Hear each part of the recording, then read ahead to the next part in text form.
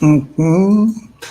Format, and this is going to be specific to, like, do you want to record in 4K or HD, or it has the ABC HD mode. I don't tend to use that at all. I prefer to use 4K or HD. And so if I'm using 4K, the screen kind of goes a little dark there. But at the same time, I can't do that while I'm connected up right now because this particular setup doesn't allow for me to stream in 4K. So I'm going to leave that set to HD. The next setting is going to be dealing with the frame rate, or what they have, what's called in here is the record setting. So whether it's in 24 frames per second or 30 frames per second, 60 frames per second, 120 frames per second, or what have you, this is a preference depending on what you prefer to record in. You can do 24, you can do 30 or 60 for more standard and regular videos, and then you can do 60 or 120 frames per second if you're preferring to do something more slow motion. Most of the time, I'm either going to record in 24 or 30 frames per second, and it'll tell you like multiple options about that because you can do with more data. And so you have one at 16, one at 15, and or not 15 but 50. And so 24 gives you about 50, so I'm fine with that if that's what I'm using. And then I always pick accordingly if I want to change something. But most of the time, it's just 24 frames per second for me. SNQ settings, this is like the slow and quick settings. So we covered just a smidge about the setting that you saw that gives you the ability to deal with time lapses and things like that. I like actually using this. It is a little bit of a lower quality than if you actually went into the camera, specifically set it up for time lapse and all that. I'm not that particular when it comes to my time lapses, so I do like the SNQ setting. So depending on if you're wanting everything to look fast or really slow and blurry, then you can adjust accordingly for this. Again, a dedicated video will be more based around time lapses, but this is that setting or that area if you wanted to kind of play around with that. By far, this is one of the best, most underrated features of one of these Sony cameras, and that is proxy recording. Proxy recording basically records something like a 720p, which is a super base HD file that's really small actually. So if I'm recording 4K, X, Y, and Z, blah, blah, blah kind of stuff, then I can also create a second file that records at the same time that is a proxy file. So when you're going over into your editing software, like Adobe Premiere Pro, you can say, hey, these 4K files are really big. It's very easy to get up to, 20 and 30 megabyte, or not megabytes, but gigabyte files. Don't use that one. Take this 720p file that maybe is 7 gigabytes and let me edit from that one. Then your editing software will say, good, this is easy for me to process, it's easy for me to use. And as a matter of fact, when you're ready to publish this video or export it, I'll swap out this small, kind of looks a little mushy file, and I'll swap that out and let you actually export the good footage to 4K, and you're not having to, overwork your computer.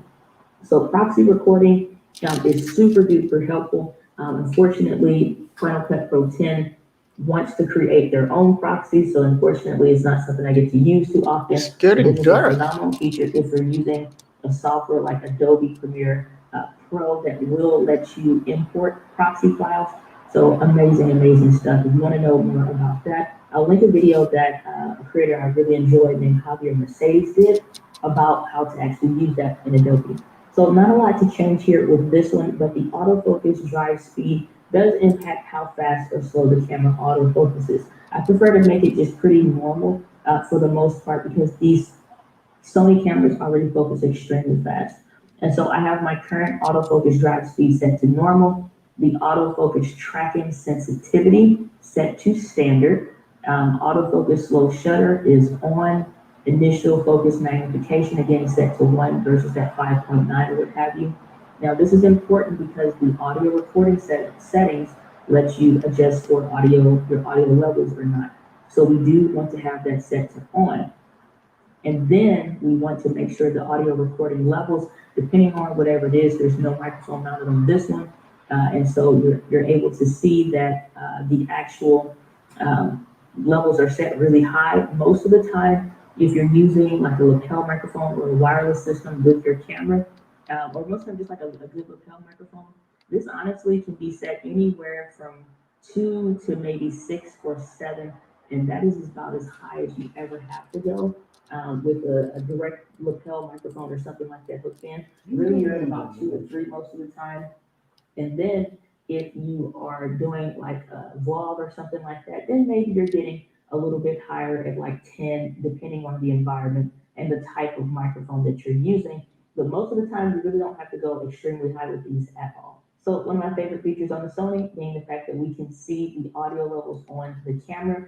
The audio level display is going to be set to on, so we can see that. Now, this is going to impact your audio, and it is important to turn this off, and that's the wind noise reduction, because with it on, it just sounds really, really good. I'd rather use a wind muff, cover the microphone or something, than to let it digitally process that audio. It's just gonna sound like trash. So that is set to off. Marker display set to off, so I'm not even gonna adjust the settings. And movie with the shutter is set to on, because this allows me to press this shutter button on the front and actually be able to start recording videos.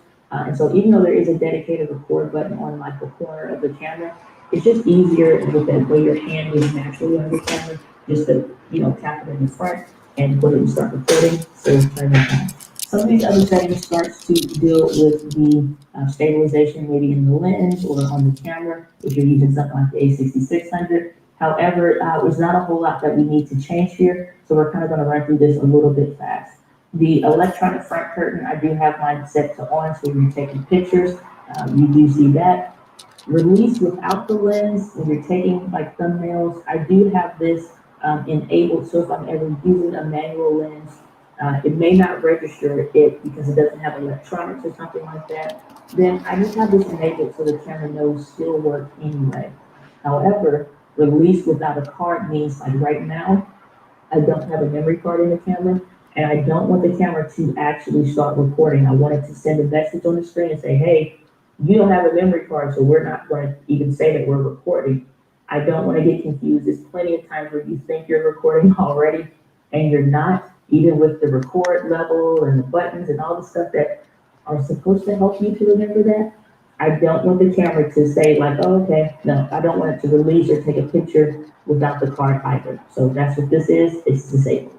Steady shot is set to on because this is using the kit lens right now, and the lens doesn't take a picture without the card either. So that's what this is, it's disabled.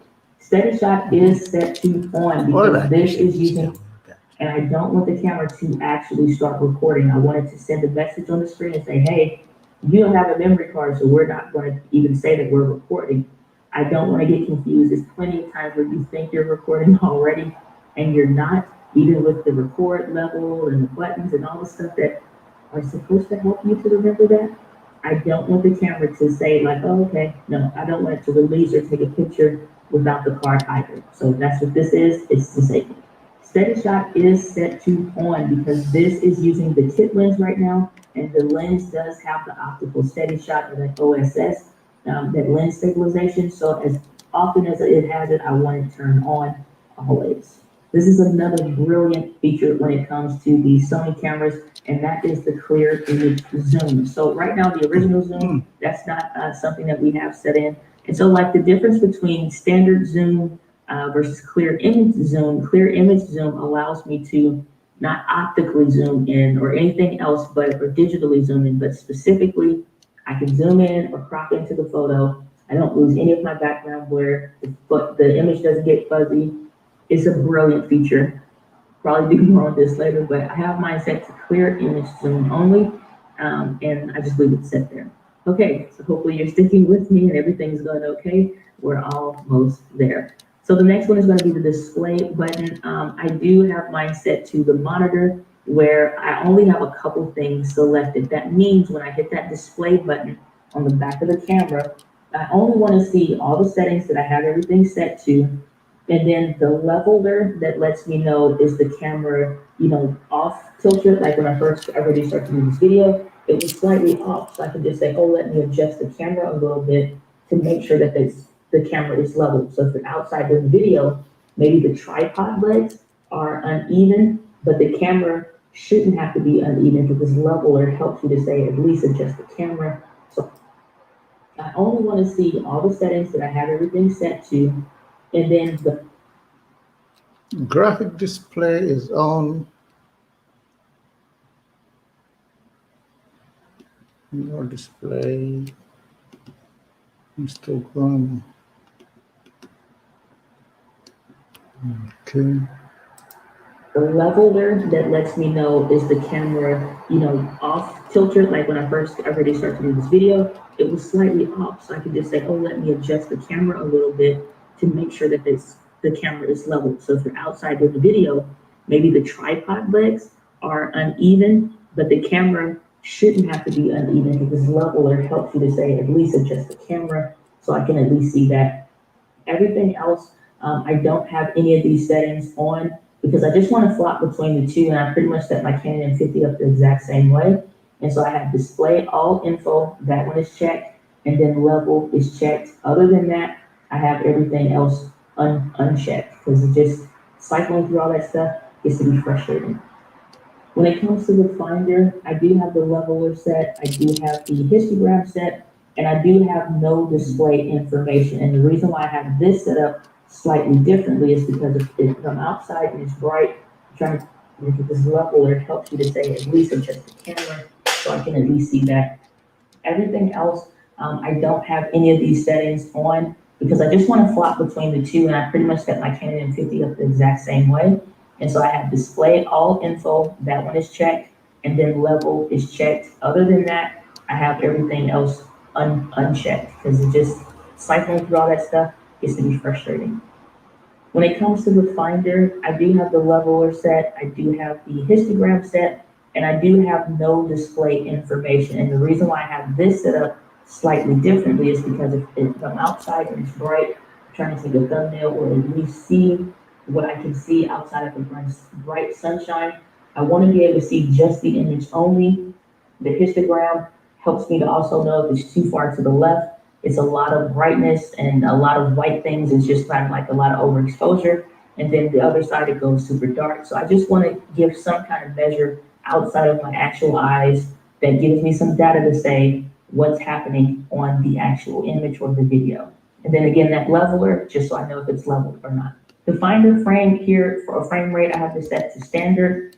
Zebra settings is a kind of a preference a little bit. Some people are diehard users, but what that is it lets you see, if we turn that on, if something is extremely bright or not. So there's no way for me to show you this while I have this kind of hooked up via HDMI, but I usually keep this set to off. But basically, if the zebras are on, you'll see a zebra looking image that has lines going through it. That'll say, hey, anything with these lines on it is really too bright. I kind of just prefer to look at it and adjust for myself of what I'm trying to do. So I just kind of have that set to off, but I think it's important to at least learn what that does and how it impacts your image, because if you do need help, that's a great setting to know how to use. The grid line is the rule of thirds because we're doing video and just like photos and stuff like that. The rule of thirds, you have these lines that come on the screen. I do want to be able to at least know if I'm framing up a subject or something. Like right now, the center frame, if I moved off slightly over here, now I'm in what they call the rule of thirds. But for me, I just want to have the grid on there so I at least know what's what. Exposure setting guide, I just have this set to on. Subtab 7 here for the display or auto review. There's a play button on the lines on it. Is really too bright. I kind of just prefer to look at it and adjust for myself of what I'm trying to do. So I just kind of have that set to off. But I think it's important to at least learn what that does and how it impacts your image, because if you do need help, that's a great setting to know how to use. The grid line is the rule of thirds because we're doing video and just like photos and stuff like that. The rule of thirds, you have these lines that come on the screen. I do want to be able to at least know if I'm framing up a subject or something. Like right now, the center frame, if I moved off slightly over here, now I'm in what they call the rule of thirds. But for me, I just want to have the grid on there so I at least know what's what. Exposure setting guide, I just have this set to on. Subtab 7 here for the display or auto review. There's a play button on the back of the camera, so if I want to actually look at a picture or the video I just finished, I don't want the camera constantly showing you want to look down, you want to look down. I'll actually go and look at it if I want to look at it. So I have my auto review set to off, because I don't want the camera to constantly keep trying to show me what I just did. I already know what I did. If I want to look at it, I'll hit the play button and actually review it. So now we're starting to get into something a little interesting, which is the custom key and operations and things like that. I'm just going to show you really what mine are, because you can set these according to maybe how you prefer to do things a little bit like that. The one thing I do want to point out to you is the icons dictate whether it's for photo, whether it's for video, or whether it is for playback. So the one that looks like the mountains with the picture on it, that's for your photo settings. So you can have custom key settings for pictures, and you can have custom key settings for video. I do make slight changes for mine sometimes, because if I'm taking pictures, there are things and settings that aren't video related. I don't want to share those same buttons for both. So I'll say, if I'm doing photos, these are the buttons I need the most, or the features I need to access quickly the most. If I'm doing videos, these are the features I need to access quickly the most. And then the playback options, really is not a whole lot to that I'll change. So let's go into the photo-based one. This will have the autofocus and manual focus toggle, so that it shows me, I can flip this switch up or down, or I can toggle between manual focus and autofocus on my camera, because the lenses don't always have a switch on them. And I can just easily say, if I'm access quickly the most, and then the playback options, really is not a whole lot to that I'll change. So let's go into the photo-based one. This will have the autofocus and manual focus toggle, so that it shows me, I can flip this switch up or down, or I can toggle between manual focus and autofocus on my camera, because the lenses don't always have a switch on them. And I can just easily say if I'm autofocusing or manual focusing. Auto exposure, can't remember what the L stands for, hold, zoom, have this set here. Eye autofocus is set, drive mode, ISO for the third option, and exposure compensation for the fourth option. Tab number 3 here at the top, I have this the auto record level, and this is because I'm mostly doing video just all the time, like 99.987% of the time. I really want to be able to access my audio levels and change that very quickly. So that's set at the top of the camera.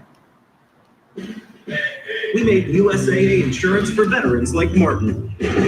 When the hailstorm hit, he needed his insurance to get it done right away. USAA, what you're made of, we're made for.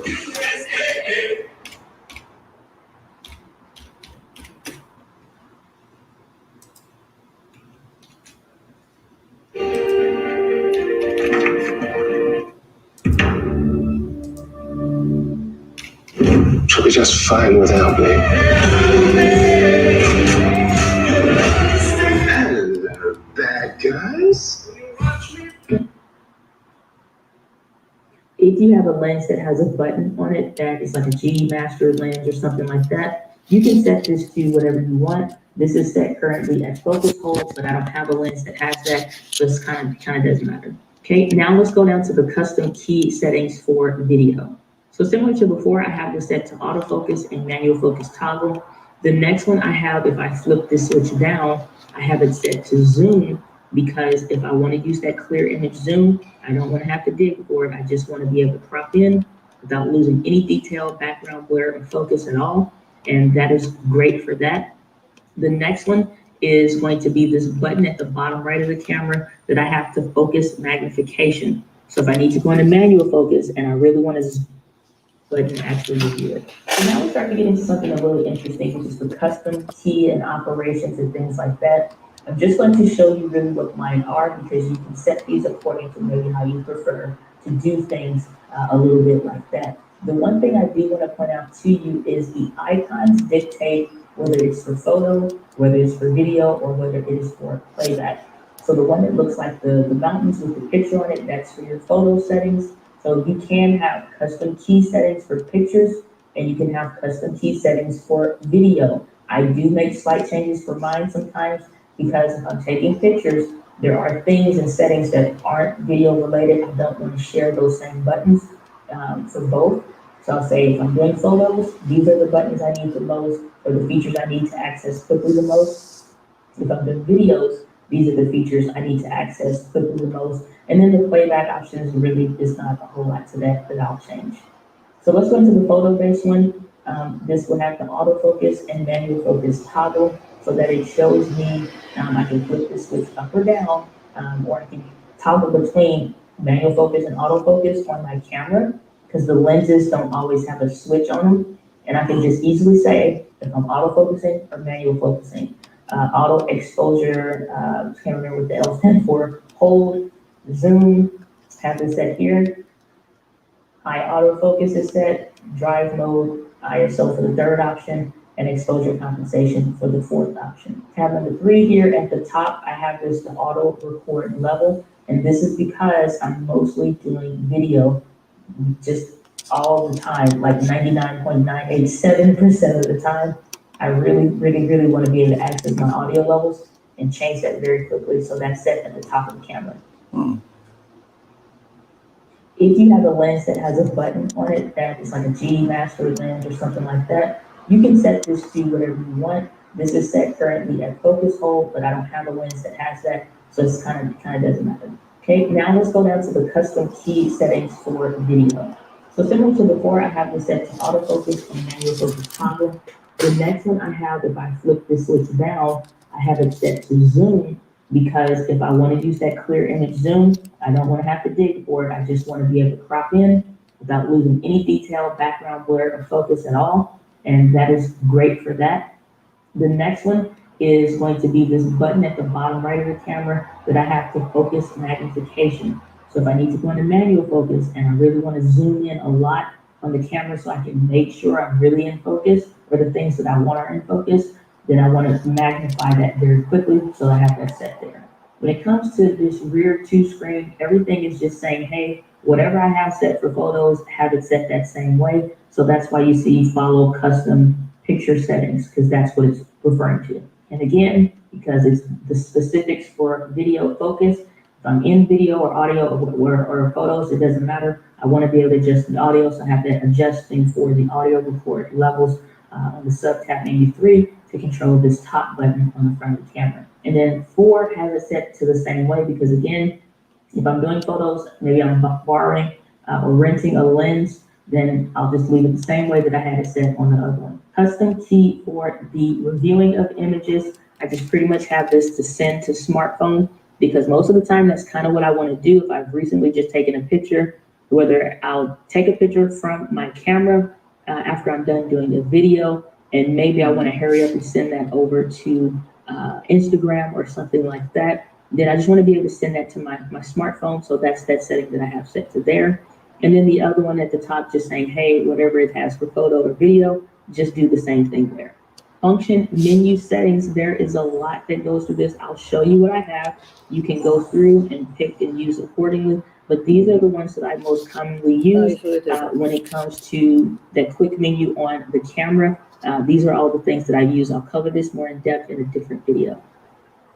My dial settings, I don't change anything from that. And the dial or the wheel setup, you can just kind of change it here. It's only 1 or 2 options.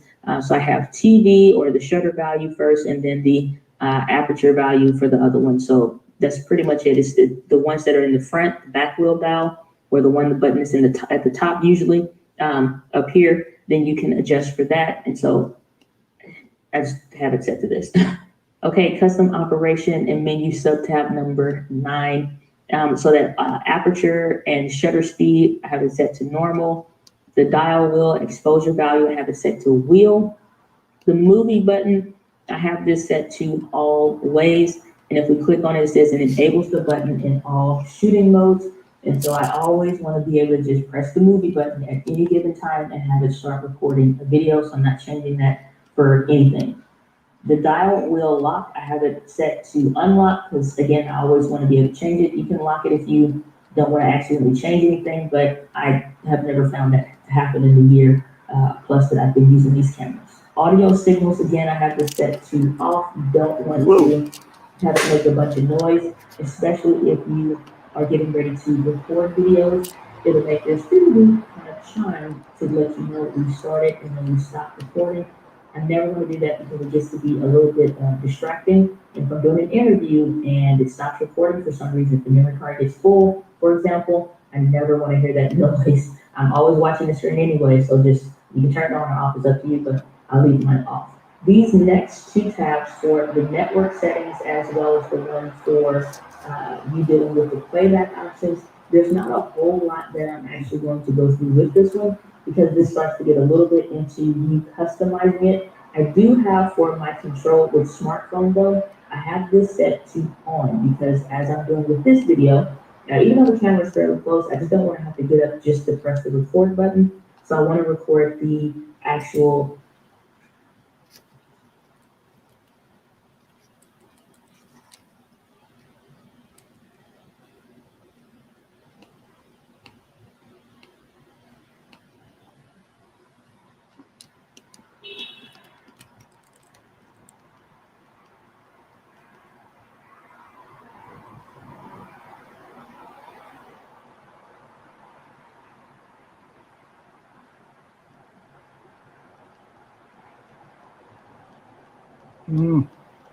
जरूरत है तो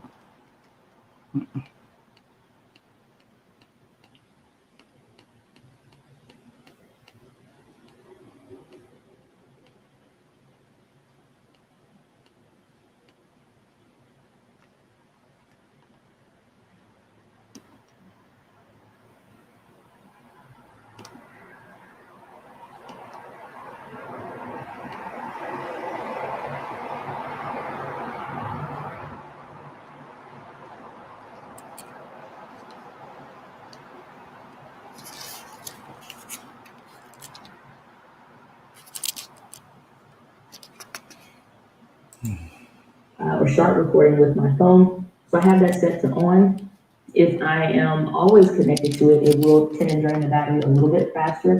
However, I do want to make sure that I'm always connected so I can just start the app, it's already connected to my camera, and I'm good to go. Because a lot of times, honestly, I'm live streaming or I'm doing an interview and I want to capture footage of myself to use for my Instagram posts and things like that, or just to share that in a different way. And I want to just start recording without getting up and all this extra other stuff. So I want to be able to control it with my phone.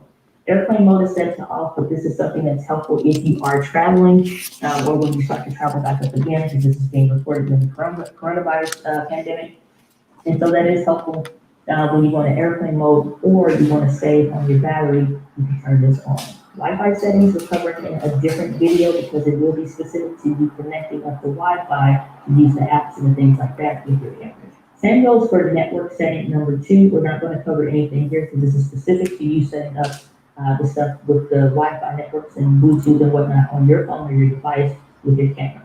So the actual same standard settings that are there when you first start up your camera for the playback options, these 3 menus, I don't change anything with these. I just leave them set as they are. So let's go over to the setup menu one. Now we can start to get into a few other things that you may want to change on your camera, but for the most part, it's not a whole lot of things that we need to change here. So when we go down and this Gamma Display Assist, if you're recording a long profile and you want to see colors and stuff like that, you can turn that on. I have mine set to off. This is in standard at the time. Volume settings allow you to adjust the audio levels on your actual camera. I just kind of have it set to 6 right now. And tile menu, I have set to off. volume setting. Volume setting. So now I'm gonna get it.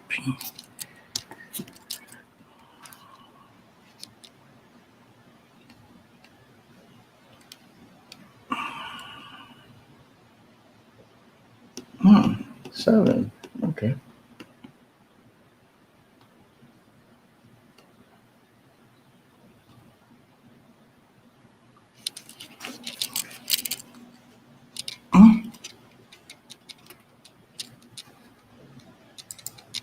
Because I don't want to change the way this thing looks. It's easy for me to know within these 5 icons, whether photos or video settings, and I go into the network area, setup strings, whatever. I would rather leave it like this than change it to some whole other menu that I don't know what it looks like or how or where things are. And probably more difficult. Setup menu number 2 here, I have the mode dial guide set to off. I have delete confirmation to cancel first. So it gives me some kind of options when I'm going through that. Display quality, I have set to standard. Power save start time, I have set to 30 minutes, which is as high as it can go. And you can adjust that depending on what you prefer. I don't want my cameras on sleep a lot. But if it is sitting for a long time, then it's like, okay, but I can go on for 30 minutes, go ahead and go to sleep. I'll power off. Temperature. Bless you.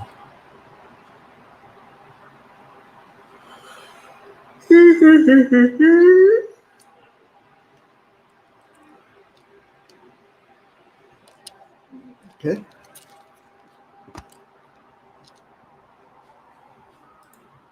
Sure, this is so that if the camera is noticing that it's starting to get warm after high usage, especially if you're doing videos a lot, the camera really isn't overheating, but I set this to high so you don't get freaked out if you see, it's just like, oh my gosh, you've been running for a long time. It's like, calm down, I know how to do it. So I set that to high.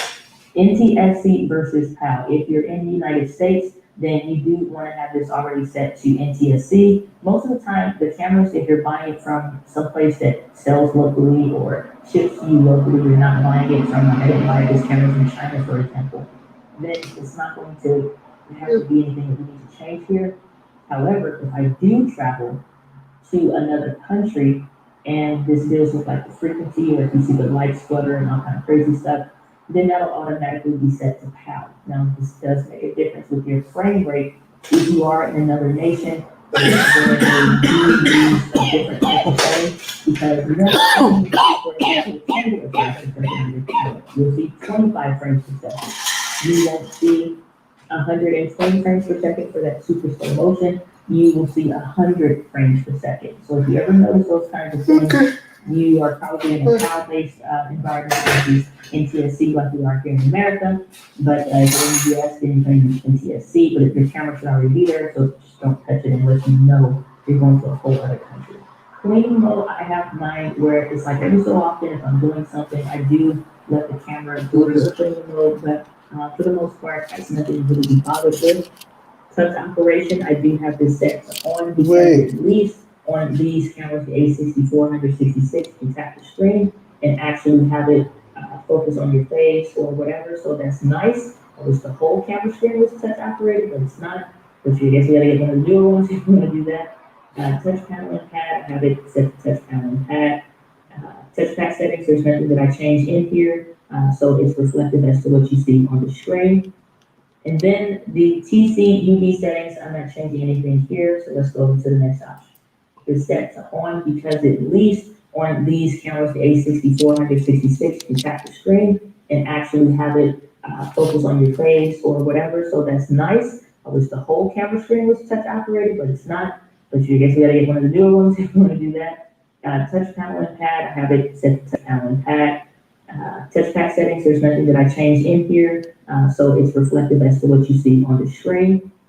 And then the TC UV settings, I'm not changing anything here, so let's go to the next option. So if you have a remote or something like that, then you can adjust for these. I don't, so I'm not touching anything and leaving it set to off.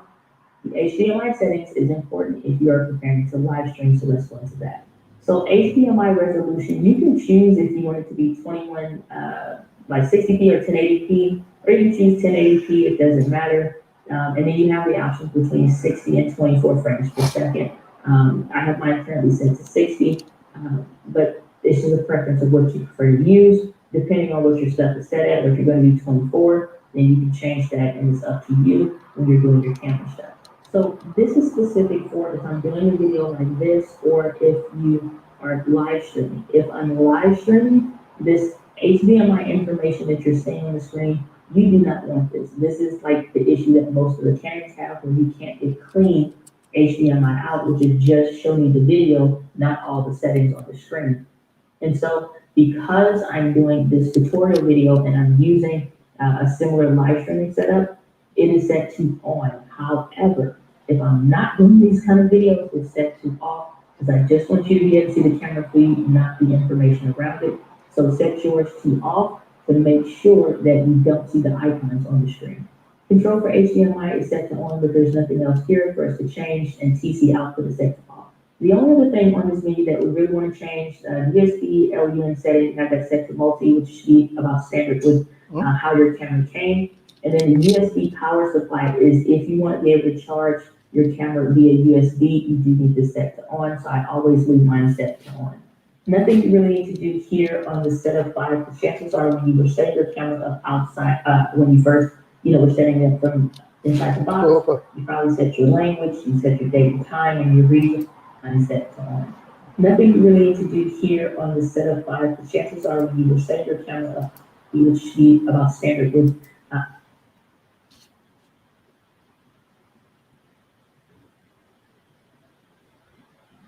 Mhm. No, proszę. how your camera came, and then USB power supply.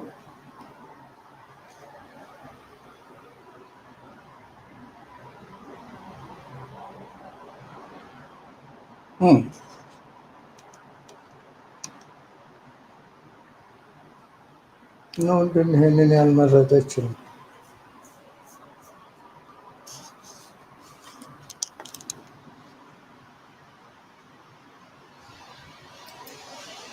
Is if you want to be able to charge your camera via USB, you do need to set to on, so I always leave mine set to on. Nothing you really need to do here on the setup file, because chances are when you were setting your camera up outside, when you first, were setting it from inside the box, you probably set your language, you set your date and time and your region and stuff like that. Other than that, you don't need to change these specific things. I definitely don't want to change the language, because I wouldn't be able to find anything.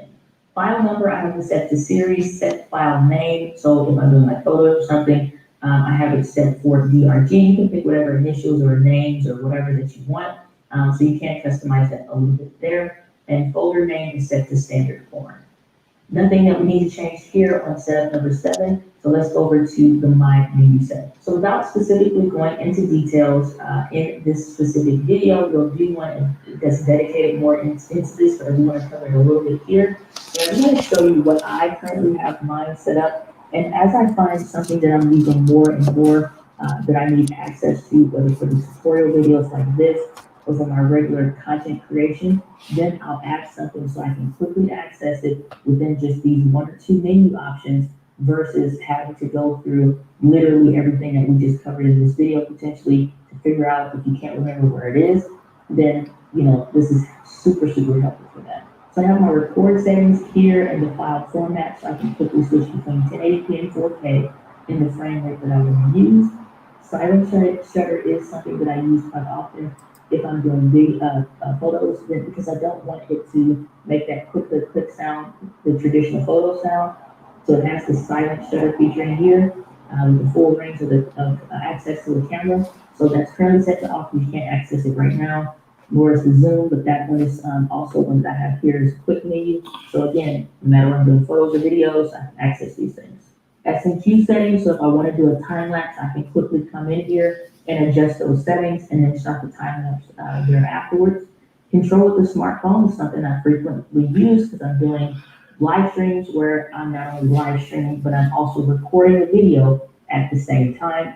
So I want to most of the time record on the actual camera, and I'm going to be controlling that with my phone. My second My Menu has the USB connection. This is currently set to mass storage as I have this connected up, and the control of the smartphone is on. But when I'm not doing any kind of tutorial videos like this, this actually needs to be to PC remote. If you're actually going to use like Ecamm Live and going to use the USB option, like you don't have an Elgato Cam Link, you need to set the PC remote, not mass storage, because mass storage is kind of like, do you want to read the images off the camera, off the memory card into your computer, or do you want to be able to live stream like a PC remote?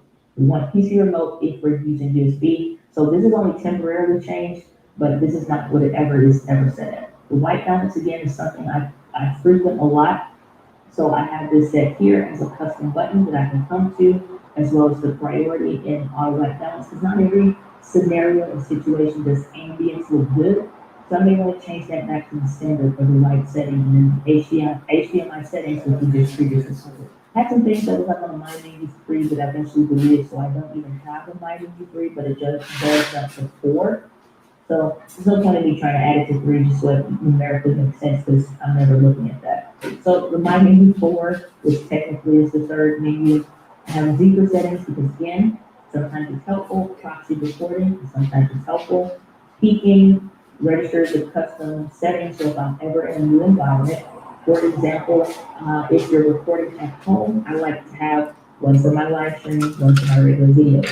If I'm going to do a shoot, once I'm in that client's environment, I'm setting up custom settings for them, for maybe camera 1, camera 2, and things like that. So I don't have to come back the next day and figure out what's the best settings in this environment.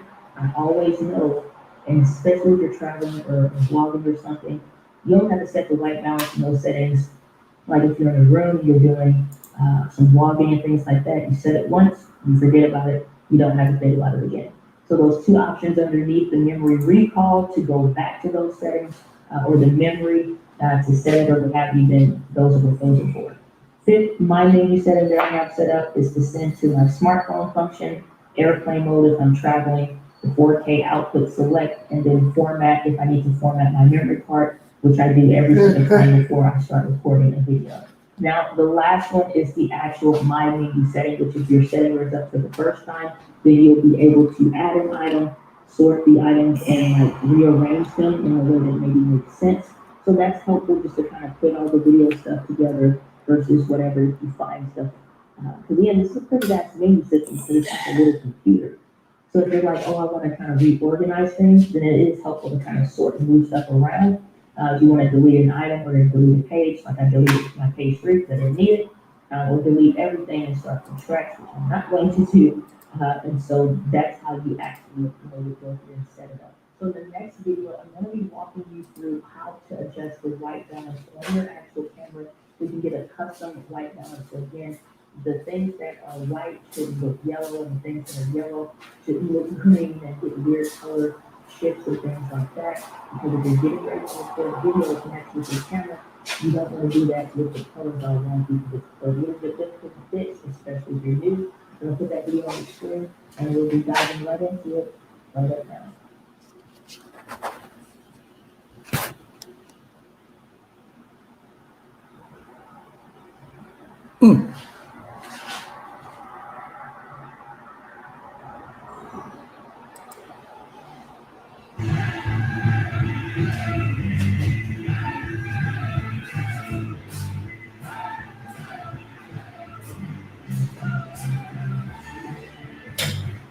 Service type, there's a lot of solutions in one location. I have to look at 7 different spreadsheets to see if it's successful there.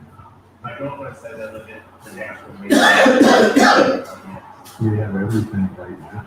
Everything. The biggest part of that was all the tracking service numbers. The sales numbers to average job numbers every day. They're both at the top.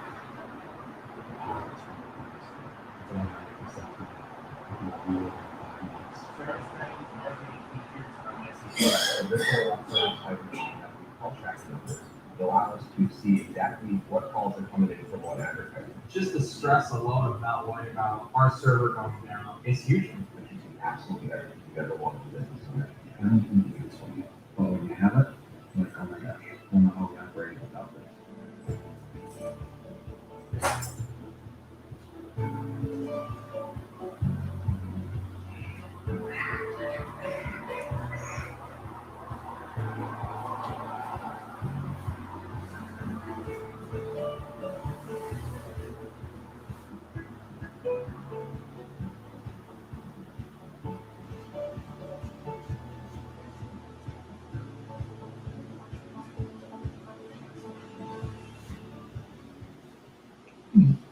Sweet. There you go.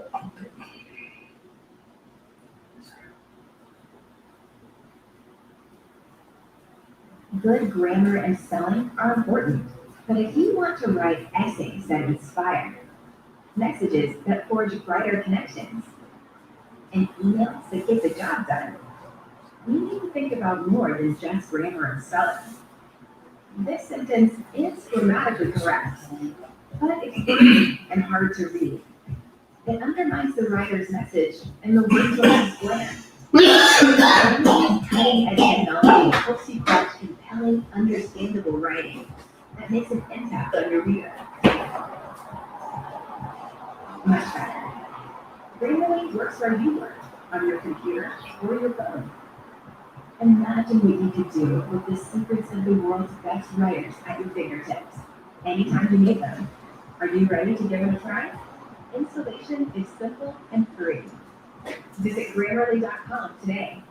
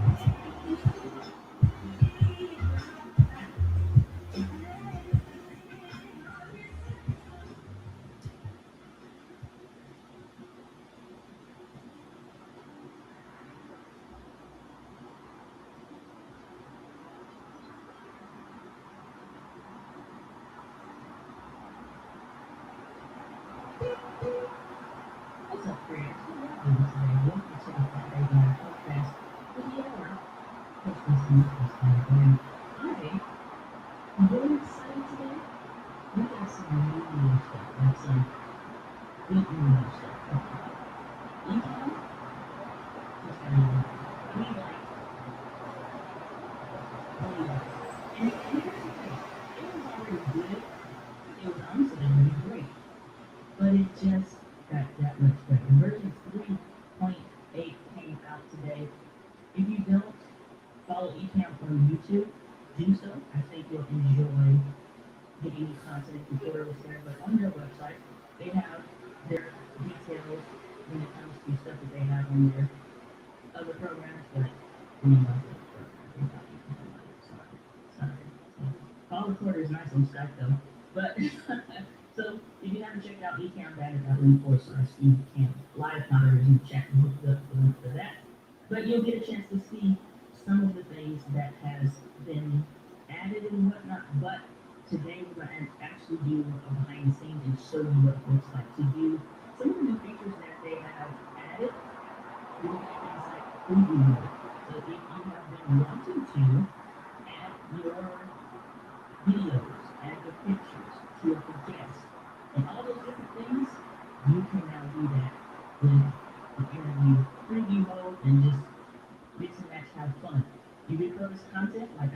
have a video coming out on the channel about how to refurbish your live streams, and another follow-up video with that on Social Media Examiner's channel, so we'll queue up for that as well. But I'm gonna show you how to break down, like take a live stream piece and refurbish that. You may be hearing some music in the background right now, and that's in the so now you see what I see as the person that is doing the live stream.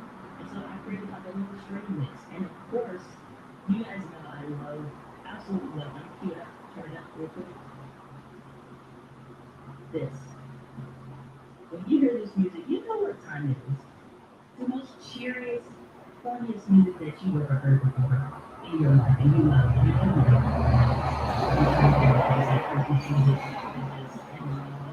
And it's just like, things go funny after a while, but it's not a very good. But I just wanted to show you that, like, so I got my stream mix going. It just kind of rides in the background. Turn it down a little bit more because I like it to be behind the talking and not overpowering the talking, but I can control those sound levels in Ecamm Live. It says effects, but it's just anything that you add, and it could be sound effects if you wanted to. So if you don't have a Rodecaster Pro, no worries. But the best part about that is when you actually decide that you want to bring up certain things, like what I'm going to do, is going to show you my folder that I put on Ecamm Live, so you can save all your recordings and stuff like that. So you'll be able to see a version of this. How about that? But what happens is this. In my live streams, when I'm doing these videos, you'll notice that the music is there. So if you're repurposing your live streams, you may want a version that doesn't have music. So I'll dive into some more details with that so you can actually see a cleaner version of what I'm going to show you, but you get isolated audio tracks. So this is me, just my microphone speaking. If you bring in guests, you have isolated noises for the guests. So if somebody coughs or they're kind of talking over each other or whatever, or cracking jokes, and you really just want to focus in on what the main person is saying or whatever the case is going on, you can have those isolated audio tracks. The movie audio, all that stuff is separate, and then in the main video file, you have the main video file. So those are just a few things that you can do. You can add in a guest, bring them on screen, all kinds of stuff like that. If you want to have side by side, you can do things like that. Picture, if you wanted to do it where it's you over here, then over there, whatever, you can swap that. Swap cameras, and so now we swap places. Oh, that's ridiculous. I need to publish. But those are just some things that you can do in Ecamm Live. I do definitely want to dive into showing you some of the really cool features that are there. So I did all that stuff in real time, but that's messy, and that gets us into our first portion, which is going to be the preview mode. When you go to preview mode, it's so that you can preview what you're about to see. Only you can see it, and what the actual streaming people, your viewers, see is what you want them to see. You can control it. So it used to be like if I wanted to say, oh, well, I'll bring something on and I'll put this on the screen, and let's say it says text. Okay, well, let's say I wanted to update that text. Well, now I need to change it to blah, blah, blah, and all that stuff. More or less is kind of happening in real time. Or if I wanted to bring somebody in, let's say this mock guest here that I have set up as a smartphone person, or just call on your phone. Well, I kind of have to do all that stuff in real time. So that's what it used to be. But now we don't. So what I'm going to show you in preview to you first is the preview of what I see in the preview. What do you do behind the scenes version? And so we're just going to use it and actually show some of the videos from Ecamm Live. The shift command and the letter B, make sure you have the Ecamm Live window selected, and that's the hotkey to just swap back and forth. So because I do a lot of tutorials, it's very helpful to know that in Ecamm Live to kind of like capture everything without it being the repeat after repeat window and all that stuff. So let's show the preview mode. So over here in the bottom left, you'll notice that you have a preview pointer button and over here. So what now has just been created. We'll keep everything on one screen, but just know you could take this actual live video feed and put it on a whole other monitor. So I have a second monitor. So if I was running a show, I would have over here the show that I need, like a producer mode, if you will. And over here, I would have the live mode, so I can just do that. But just so you know that this one now says preview. I would be previewing anything that I'm doing in real time, but you, the viewers, will not see that. So, but this is kind of meta because I'm doing it as a live tutorial, which I can also tell you to do it again so you can see what it looks like on your end and from behind the scenes. All right. So, if you are in preview mode, you'll see that this is preview. If you're wanting to do this live or recorded version or whatever, this will either say live if you're live or recorded if you're doing this in the record only mode and you can live. And yes, you can record 1080p, 4K videos, all kinds of things. So we're here. I want to now bring in this guest, this person. I know that they were going to call me on the phone. Let's just say in that traditional live version. But what I want to do is put them in a talk frame that makes sense for, let's say, if they're calling in on the smartphone. And so I want to do this here. Real quick, another feature on top of the feature. I'm going to be running through these. Just know I'll do dedicated videos on these on the channel. In addition to my other channel, which is with my business partners for Let's Get Live. But you'll notice like the finish button is awfully close. I do not want to end my string. So the FN, the function button, is usually like the bottom left of your keyboard. Watch what happens on the screen. All those icons disappear. So sometimes when you are trying to set things up, you'll notice that it's kind of difficult to do the edits and the changes that you need to because the icons are kind of overlapping. So if you hit the function button, you can hide everything. If you just need to make some quick adjustments, like I wanted to grab that box there and just kind of fill that in. And now I can make those micro adjustments if I wanted to, and then release the function button, and then the icons come back. But let's say you needed to really set some stuff up. What I want to do is go up here to Window and hide main window controls, and then they stay gone for until I hit the button back. And there's like a quick button for that. There's like Option and Command and like apostrophe or something like that. But that way, if I need to bring up and queue up a few different things, let's say I want to do that. But you notice like I can't get to my other guest and my other person unless I bring them in, so I'm gonna turn that off. And y'all notice the live people, the viewers, they're not seeing that. The same goes with guest number 2.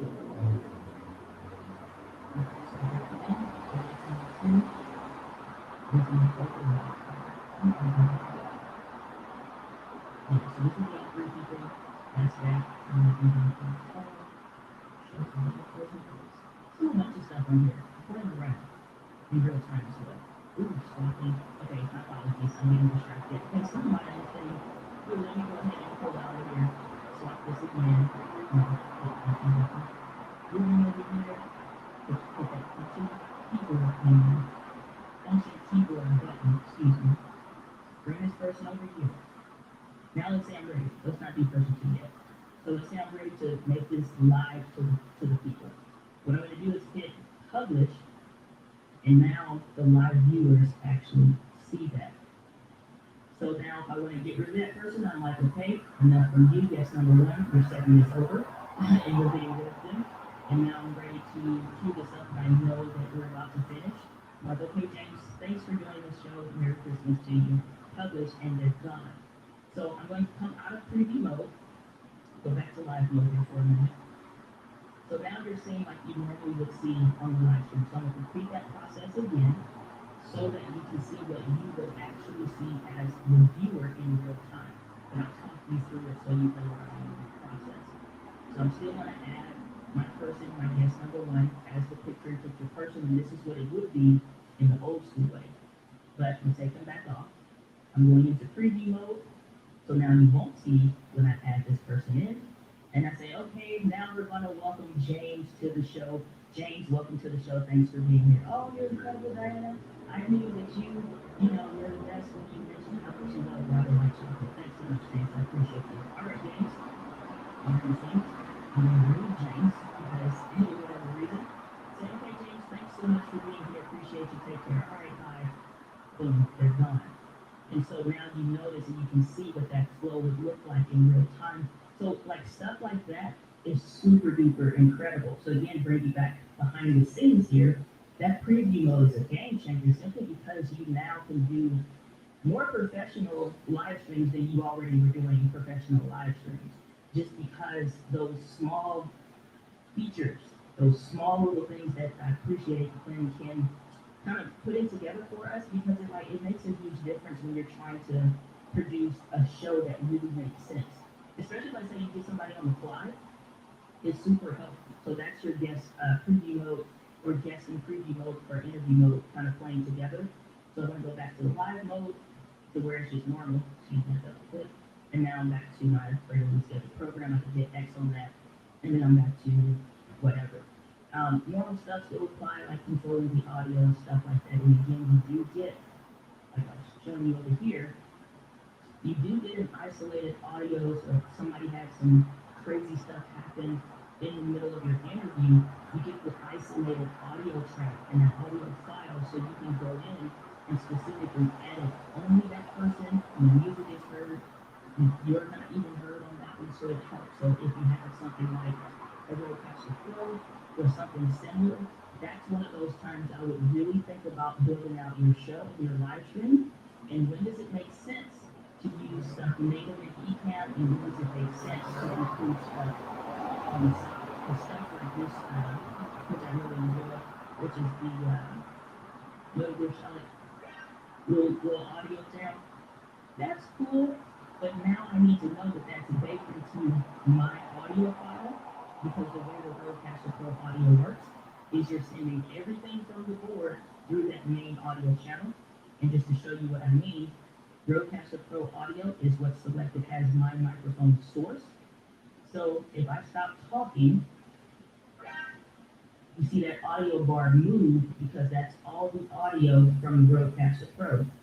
So when I look at that isolated audio file, that audio track, that is going to be everything that I'm doing in the Rodecaster Pro. So at that point, if I know I'm doing an interview, I'm going to be repurposing that content. I don't want to include music, maybe through the Rodecaster Pro. I would probably consider doing that through Ecamm, using that built-in audio and stuff like that for music, and control it that way. That way I know it's isolated, because what happens is in editing, you take out where they say, gosh, what was the name of that software? Oh, I know it was called blah, blah, blah. All that him hawing and key hawing, as the other folks would say, I want to cut that part out. But when you have the music playing underneath that, you now know that the jump in the music more so than how crafty you can be in editing. And so it helps to be able to just have those isolated audio tracks, especially if you're talking about repurposing content.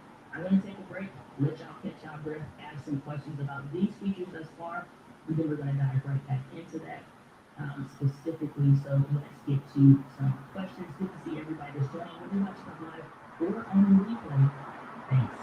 Good night. What's going on?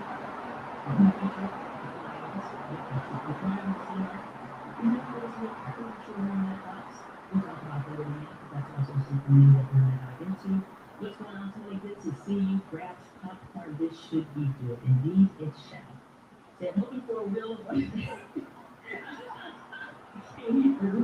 Maybe this not going to happen. Okay, you can pray all day long. It ain't going to happen. I can tell you that right now. For those that are new to the channel, The Wheel of Wonder is a game that I made for the channel. Maybe we'll demo what it might be like, but we're not doing much today. And hashtag I am a creator 100%. What's going on, Marilyn? Good to see you. Alright. Good to see you. Glad that you're on. Oh, you gotta say hi, and one hi. Good to see you, Kevin Cox. Glad that you're here.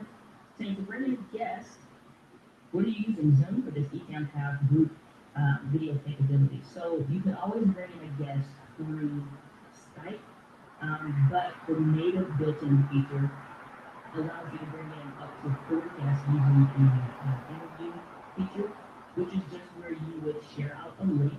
So let's see here, I'll show you a couple things. So let me go to that. Let's bring these back there. And these boxes, for those of you that don't know, are resizable. So, we'll leave it like that. So what happens is when you are in interview mode, and if you're not sure how to get to that, you can click on the 2 people, and that'll pull up the interview mode and turn that on or off. and I'll just focus on it, and I've seen it every time I click. But when you click on that, you enable the interview mode. When you are not live, you'll see the actual true link down here and all the characters, guest.ecom.com/whatever. But if I wanted to, let's say, invite you on live, then I would just still hit copy link, and then I could send that to you on Facebook. Now, through that way, you can bring in up to 4 guests using there, and then you can add, I guess as many as your computer can handle through Skype, if you want to bring them in. And that would work the same way. You just open up Skype, you sign in, and you want to probably do that before. So you want to make sure you're signed in, open up Ecamm Live, and then it'll read it as a camera source. And I probably should do a video on how to do that as well, so you guys can see what it looks like to bring in somebody as a guest in that way. Alrighty, what is going on, Miss Eileen Smith? So good to see you. Saying, hey yo, happy Friday, Miss D. Q2 Carol, where do y'all get that from? That's so and of course I read the sound effects, whatever. Y'all know I'm quirky. White chocolate, yes, it's the greatest invention since they started inventing things. And what if you record the audio as multi-channel on the Rodecaster Pro and sync the audio in post? So again, like you have to designate what makes the most sense to have and do things on a hardware version like the Rodecaster Pro, or what makes the most sense to do something on a software version. So, I mean, you end up, like, especially if you're recording in the Rodecaster Pro, you're still getting it to do all the things that the Rodecaster Pro can do. However, so let's say you have a bunch of people in person. Let's use that example. So you have the 4 XLR connectors, so let's say you're on one, and your other 3 guests that are live in person with you that are hooked into the Rodecaster Pro or on channels 2, 3, and 4. Okay, well, you can still control those isolated audio files through the Rodecaster Pro when you record and how you have things set up. However, don't expect Ecamm to say, oh, we recognize the Rodecaster Pro, here's all this, like, no, it don't work like that. So again, you gotta know what you're doing and all of that, but everybody that's coming through would still come through kind of like normally. You just need to control audio levels and stuff like that, really test the input audio levels for people and all that good stuff. So a different video, it's kind of hard to do an example for that. Not really being able to video around with some of the people, but trying to get some examples for that and what that would look like. What is going on, Kim Butcher? Good to see you. Glad that you are here. What is going on, Miss Kathy Walker? Before we get it on the street, Kathy, you just need to ask for forgiveness from the Wheel of Wonder, and maybe it'll be nice to you that you win something, potentially, allegedly. Saying, it's from Star Wars. Y'all are so goofy. Alrighty, let's get into some more things with the Ecamm updates that have been going on. If you've been a beta tester for any length of time, then you may have already been seeing some of these, but let's start with the one that we just recently did, which is comics. So let's bring in this one, and we're going to start. We're going to go to the pencil tool, and the pencil tool now opens up where you can always make changes, but you'll notice that the interface is slightly different. What we're seeing here is we can control the corner radius. So if you prefer a very square and sharp look or a very rounded look, you can adjust the corner radius or just kind of round those edges off of it. The margin is going to deal with how much you're dealing with there, and you can always reframe that to like, oh, it's too thin or it's too thick, whatever you prefer. And then you can always add the shadow effects and whatever else on the in between, change the background colors, all the other stuff that you might want to do. And then I absolutely would recommend for what you're doing for your brand, make sure that you're using your brand font. So I have my specific brand fonts that I use, and then you can always adjust the size and things like that. But, you know, it's just a matter of what you think might work best. And then, again, knowing how that translates from real life versus what you think. So you got stuff that's like for fun, papyrus, which is a cartoon sin for most designers. They hate that. But I just installed my own, and then, you know, if that's a thing, that's what I'm just way too much for me. I go there, and before we leave here, the style is what's going to help you to adjust if it comes in or not. So a fixed position is like you usually saw where you click on the comment, let's click save here. So if I bring in that comment actually, look at like up here. So fixed position is going to adjust for where that's going to be, and it just is. So whether I bring that comment on, what about the screen is fixed. Or you can adjust it to auto, which is either playing from the left or right, or a scrolling ticker, in which at that point it becomes a scrolling ticker. But because we just want to do it flying from the left, that's what I have kind of leaned to. When I bring that comment back up or any others, then I can actually let that fly in. If you have never had a comment before, if you're just installing the software, you need a comment to adjust the comment. So what I would recommend doing is going live privately to your YouTube or Facebook or a group or something. And even if it's just you setting up your own stuff for the very first time, or maybe you're rebranding, just add a comment from like your phone or something.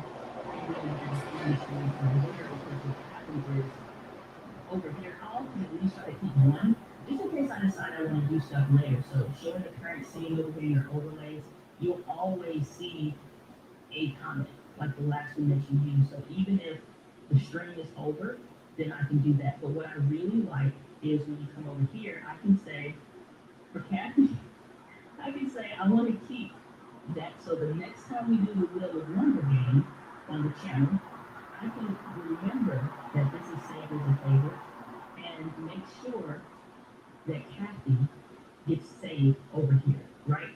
So you can save a couple comments. I usually like to, if I'm planning to do a tutorial or something like that, since like, so we're talking about the Wheel of Wonder and stuff like that, maybe I want to keep this one, or whatever the case is. You now have a favorite section in your comments, and if you're trying to figure out where is that, it's just this little chat icon that you see here. There's a chat icon here. So I now have all comments, and I have favorite comments. So I can always revert back and say, Kathy, do you remember when you said what you said about the Wheel of Wonder, and you saved your favorite that comment? So should we play the Wheel of Wonder game on the channel, the wheel remembers, okay? But if you're doing a Q&A, that's fantastic for that.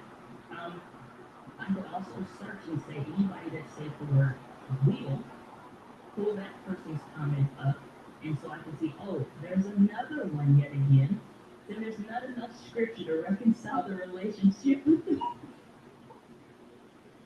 and I can say, okay, so this comment's a little long. I'm gonna change that. But that way I can say, no matter what, now I have a searchable feature that helps me find the haters. So anybody that types in dark chocolate, also I can now block people from this feature over here, which is fantastic. So let me block you. But I can see you're right here for moving broadcast for now, or even over here you have active broadcast, like yes, Carlos in for sure. What's going on, it's good to see you. But I can put ban, or I can put remove from broadcast. If you have haters, if you don't have moderators, you're just starting your stream, that's super helpful. But the only people that cause problems over here are these dark chocolate lovers that don't like how incredibly delicious white chocolate is, and that it actually saves lives. Next tip. Okay, let's bring in and let's show you some of the things that you can do with some other stuff. So I said I wanted to bring in the guest. We're going to switch that to, let's say this is big. You have your concept of organizing, maybe that's creating for yourself or something like that. Then let's say we bring in and have something back there, all right? I don't know if I said back there or not yet, but like I said, you look at my native language, I just knew how to say it right. But I'm going to find a video file here, and I'm going to bring that in. Queued up here. And so yes, you can do 4K videos, you just need to have the bandwidth for it. So for my Buy Me a Coffee members, let's say I want to have a photo.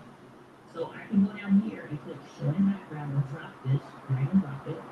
And so Now that image, whether you can put out to the overlay for something like this or whatever, you can now have it where it shows in the background. So that's a photo option. I also could do a video. So I'm going to bring in my own B-roll. Same thing, drag and drop. And now we'll bring this back here. So now the B-roll that I was doing from my trip out of town is now playing in the background. And that's a group. It could be, your own piece of video content that you have if you're wanting to just have something that have a little bit of an effect, whatever. And that shows in the background instead of it just being black or whatever. So if you have multiple shows, let's say you have your own personal brand show, and maybe you do stuff on for your church or nonprofit on the weekends. So that way you can easily swap between, from one show to the other. And it goes into like setting up a stream, scene and overlay. I did another video that I will to on my Legacy Live channel where I talk about how to really set that up and more other videos specifically for the channel. But that's an option. So if you wanted to have something like that, you can do that. The other thing that I wanted to show you guys as well is that works when you're in preview mode. So let's bring preview mode back up. And you'll notice this is the preview mode and this is the live one. So otherwise the viewers, if I wasn't showing you the behind the scenes version, the viewers would only see what's here. But I'm going to do like I did before, show you the backside and then show you what it would look like if you were just viewing it and didn't know what I was doing. I want to take this same video that I recorded and I want to create another scene here. So I'm going to hit this duplicate button. And I want to say, let's say this is B-roll. Let's say I was planning to talk about a new camera come out or something like that. So now I take that same video file, drag it, drop it on here. And what happens is the people that would be watching the stream, they aren't seeing this. One thing you do want to do every month is that if you make this here, this makes the whole thing. You have the individual audio controls like that to another. So be careful if you're trying to like, I don't want to hear. If anything, you can adjust this and bring that slider down on the video file. If you're concerned about that, or if you feel kind of afraid a little bit, I'm not sure if that's going to work, do that. Some other things that are new, the version 3.8, like you can always do like the loop video, go to the next scene or in broadcast, which you don't want to do. Let's just say loop video. And I can start playing that video, and then if I say, okay, I want to show you guys the new unreleased, never before seen Comic Boom XD, and then cue that up just like that. Then I can have access to that, and then I say, oh, okay, I'm done with that video, and I want to come back to the screen and say, okay, now, before we go over to the next bit or whatever, so I can have that queued up. So let's do that in real time. So as if you were not in the behind the scenes mode. So I'm going to get rid of that. I'm going into preview mode. So now you as the viewer, you're not seeing behind the scenes. And now I'm telling you, we're going to go into the never before seen footage of the Comic Boom XD. So right now you're taking a look at the most incredible B-roll footage shot on the Sony ZV-1. But that is all that I'm going to show you right now. So until we finish that video, like, you know what I'm saying? Like, you can control the flow. And I think that's the biggest thing about having access to a preview mode so that you can start queuing stuff up. Even if you have a speaker, let's say it's a time slot at minute 10 in the show, we want to transition into tip number 2. And you say, well, Steve, tell us about the new Comic Boom XD, blah, blah, blah. You're like, yeah, this is something we've never done before. This is something that we want everybody to have access to. And let's go ahead and show you the video right away. Boom. And now the viewers see it versus saying, oh, hold on 1 second, it didn't play, or whatever. You know what I'm saying? So you got filler time if you need to. A couple other things that you'll notice here, like so we can come out of the preview mode and go back. Alright, so a couple other things that you'll see, if we just go back here to just a regular video mode, is you can see forward every second or backwards every second. So depending on how long the video file is, sometimes that can be helpful simply because you are bringing in something that may be long. So like when the Canon with the Mark II came out, when we were kind of talking about it, reviewing some of the footage, instead of just having to scroll through the full video and just like, oh, not, scroll up, you can go back if you know it's like about 30 seconds, or let's jump ahead at about 30 seconds, whatever. So that's something that's helpful for if you want to play a video on the way out, then that would be a scene that I would set up to actually end the broadcast when the video is done. So those are some things that you can do. Also, like, don't sleep on quick key and built-in hotkey buttons and stuff like that already built in. So if I hit the letter S, or if I hit up here, it will say type a hotkey. So let's say I want to change that to the letter R. And then let's say I want to change this hotkey. I want to change this to the letter F. So if even if I'm live and I'm knowing I just want to switch between that real quick, let's say it's just unit. Okay, R is the current scene what I'm saying. And then I can hit F, and it switches over to that video, and then I can hit the letter R on my keyboard and just keep going back and forth. And I never had to put my hand on the mouse. I could just swap back and forth and not use the hotkey. So take advantage of some of those things. This is a very dense, quick overview, if you will, trying to show you a ton of stuff in real time. But understand, like, Ecamm Live can stay as simple as you have been using it and as you want it to be. And it can start now getting into a very dense, very rich, professional live stream and video recording tool if you want it to be. So even if I was doing a regular recorded video, I can start saying and talking about the Thomas Dillon XD just like I normally would and say, yeah, this is B-roll that I've got, just simply doing this in a hotel room, and I could slow this footage down, come back to myself using those hotkeys and stuff like that. And you can also just like go all the way down through your scenes and all kinds of stuff. So you can do a ton of things in Ecamm Live, whether you realize it or not, but I would definitely say start taking some time and going through some of these new features that they have coming out. What I would definitely want to go into here and then we'll get back to some questions and Q&As that you guys may have, and then just do our regular YouTube Q&A. So, let's do another behind the scene thing. Maybe you're not feeling like you're pretty good. So, if I go and I say, I want to talk about this. Usually I have to use kind of like the mouse, or you can use the click wheel and kind of, depending on what kind of mouse you have, and kind of adjust it or something like that. For some of you that are making your own overlays or something, and you can't is either you move it with your mouse too much or too little, you can now just take the arrow keys and you'll notice it's moving ever so slightly, frame by frame, little micro adjustments, and really get that to where you want, and just make micro adjustments for that, just using the up, down, left, and right arrow keys on your keyboard. And I think that's super duper helpful when you're trying to make sure you align everything just so. And you like, if you're like very analytical and it's like, it's too far to the right, like I can see a little sliver of it, it's just like pumping, you're like, no, it has to be perfect. Now you can take it there just using those left, right, up, down arrow keys on your keyboard and make those micro adjustments.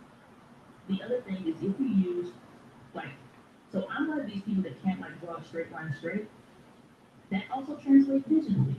So if you are another person of such a type of a thing, you can hit shift and like you'll notice that is a perfectly straight line. So if you really got it finally to about like you got some snapping stuff like the center, if you want that there, or it's somewhere. One of these, like it snaps to different places. I'll think about it later. But the main important one for me is like sometimes you need to move something over. Okay, well, I'm just holding down the shift button on my keyboard and it will go in a perfectly straight line. If you like finally got it vertically right, but now you just kind of need to really just hold down shift on your keyboard and you'll notice that it's like, oh, I can get it up, I can, and then it's like, cool.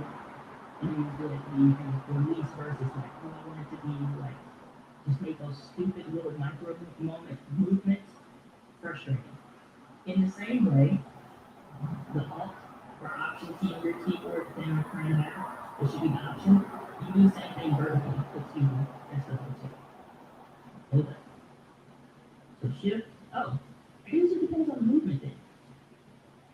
that was a different key. So I'm correcting myself. So if you hold shift, like you can get it to go up and down vertically. I thought it was a different one also. So yeah, if I'm trying to move it, whatever motion that you start moving it, a couple different people start moving it. Whatever motion that you start moving, like you say here, and now we'll move this up. You just move it and then you can get it perfectly aligned depending on the frames or if you got set up or whatever. So the other one was just about copying extra stuff. Again, let's say it's not an image. So I can get rid of this. Let's say I want to add in another video. I'm setting up stuff for another person. And you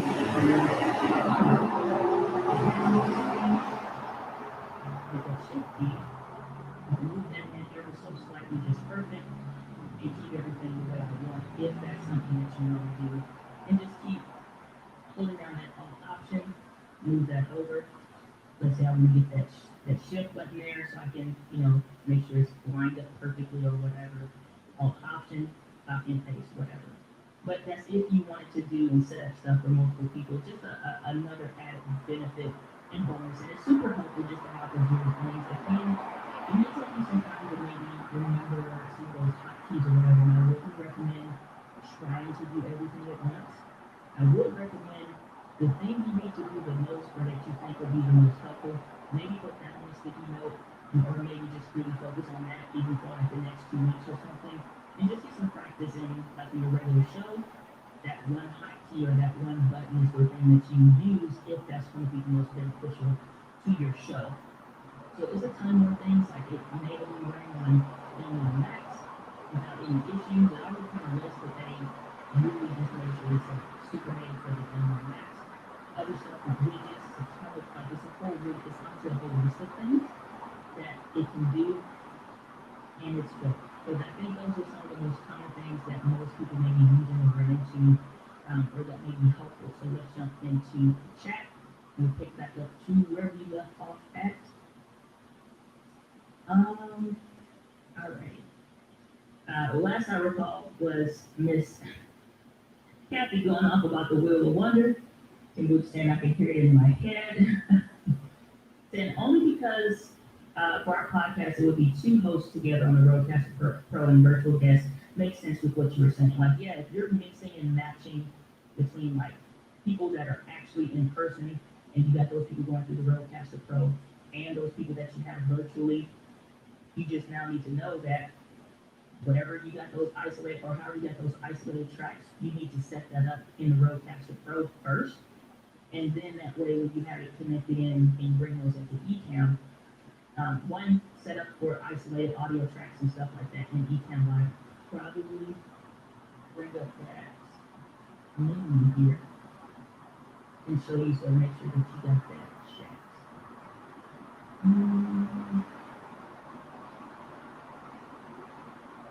Just looking to make sure I feel like I'm if it is a feature. Yeah, there's some other stuff. I only have the 3.8 stuff online or on hand, so I'm like, but there's some other cool things in there. I'll just show you guys so you can see what I'm saying. So like I'm just going through these menu options that you have here with Ecamm Live. So if you are doing screen sharing or what have you, you can show and prove the most part that we work. So if you want to go digital, include desktop picture, or not, the icons, for interview mode, you can send the guests to the green zone, auto answer guests, which, it's so no for me. Play the ring chime or don't play the ring chime. As I was saying, the doctor's trying to do the stream. I don't even see this comment most of the time, let alone, I'm like, I'm just not taking no chances there, so I'd rather hear it. But if you do plan to expect a guest or something, maybe you turn that off. I don't know. I usually, if they're coming, I'm fine with whatever. This web interface displays the comment and review count. I think that's important because if you are building out a show and maybe you feel insecure in some way that there's not a whole lot of guests or comments or whatever coming on, or maybe you don't want that to be distracting to them, you can check or uncheck that to, show comments or review accounts. This is something I'm going to add, which is like default to the dark mode, because I just did that video about Like if you have glasses and they reflect stuff or they're showing stuff in the light, like you see a light there, you don't see that actually in my actual frames. So I did that video, but it helps a lot of times just automatically putting that in dark mode so that if they have frames that have reflections and stuff like that, they're automatically in dark mode to just kind of help. Because I don't want them to expect to know what to do. So most stuff you can do here, I have my stuff defaulted to the Rodecaster Pro because that always stays up to par and together. Some other stuff that you can do for audio, video, things like that. Customize that however you want, change the transitions, whatever, and some other things. But yeah, that's what I would say. Just make sure your stuff is for if you're doing Rodecaster Pro or any other audio interface where you have guests and other audio stuff going on. You set that up ahead of time. It just makes it would make it easier. Then I'm back multitasking, preparing for Easter Sunday service. That's what I'm talking about. We already saw this haterade. What is going on? Skull. Good to see you. Good to see you. Saying, how do you all bring the comments on screen during the stream? So, so this a little bit further, but we're just kind of Q&A now, so it's all good. So what you do is if I want to bring a comment in, well, I'm gonna hit X right now. So if I want to bring your comment in, I come over here to your icon and I just click on that and it comes in. Now I added that swipe in kind of a deal up here by going to the style and fly in from the left. Usually mine is on like a fixed position.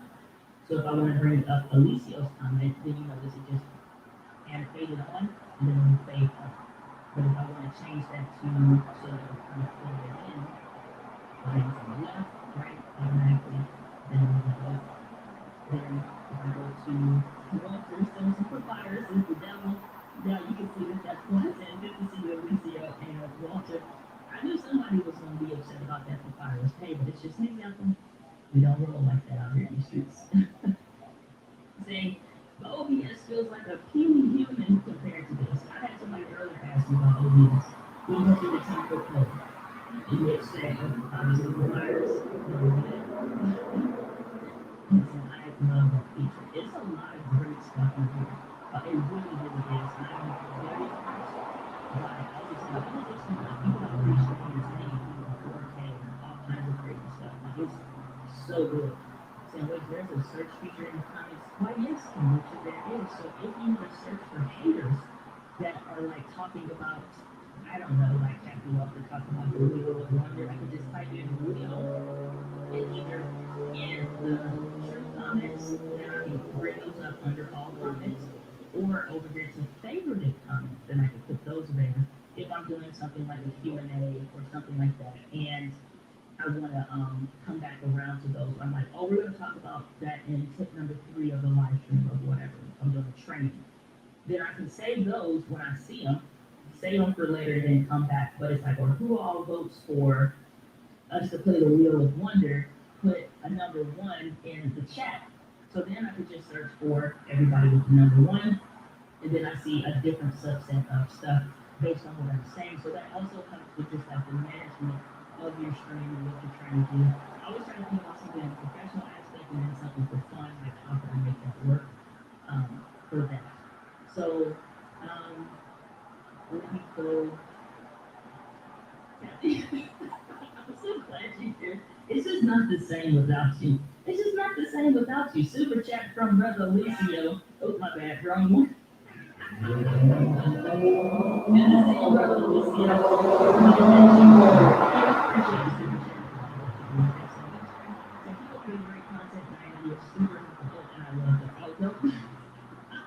You won't be blocked, but we're watching you closely. How about that? Moderators in the chat, watch this man. Without, no, just kidding. So I'm not trying to get mad. I'm leaving the dark chocolate debate alone. Goodness me. And how big are your monitors? This is actually just on like what you're seeing for when I do behind the scenes stuff. That's just the 16-inch MacBook Pro screen. I have another, what used to be considered ultra wide before they just start wrapping around your face, huge monitors. This is not that big though. This may be, oh goodness, maybe like a 20 something, maybe at that. But it's not. It's like, it's ultra wide just because it's stretched, but it's still relatively small. Um, but it works for me and my setup and what I want to need.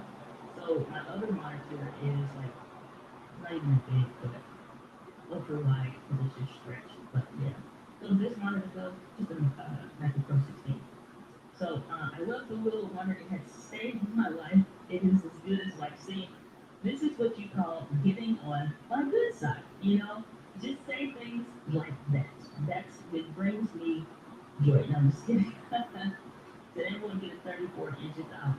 Stop coming here. No, it's freaking like you gotta edit like this because you always like, no, I'm not trying to do that.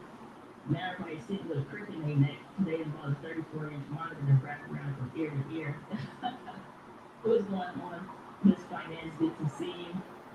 I was saying, really, Michael, thanks so much. My pleasure. You guys know we'll be doing dedicated videos on resources.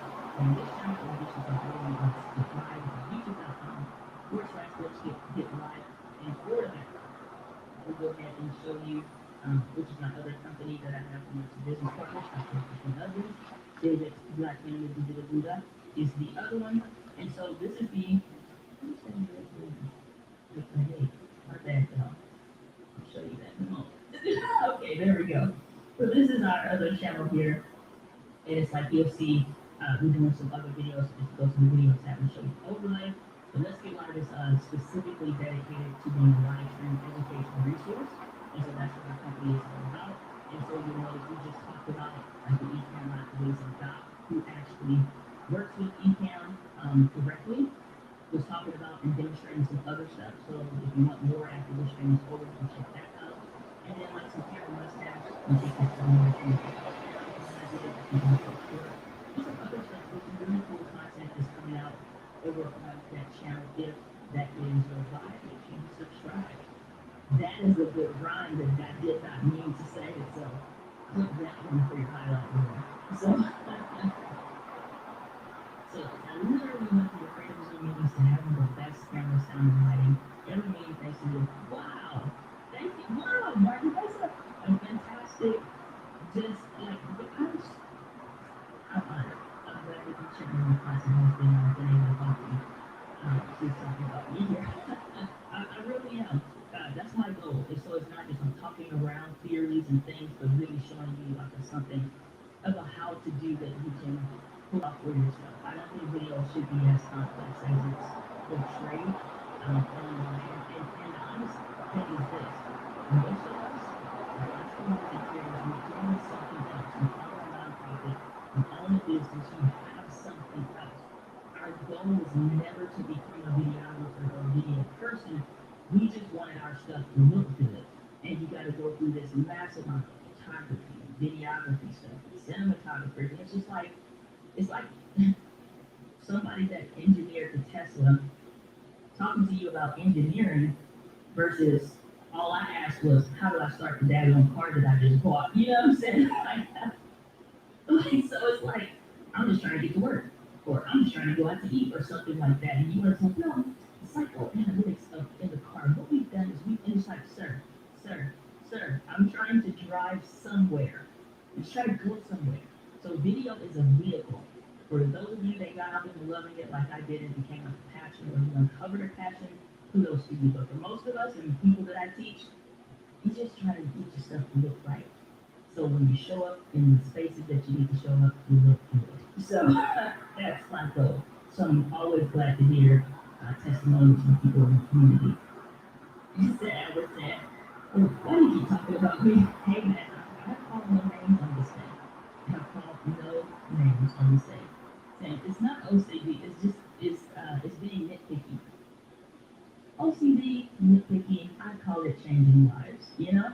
That's it. Thanks for adding so much value. My pleasure. Always a pleasure. I prefer detail work. See, Kevin got it. That's the right language. Detail oriented.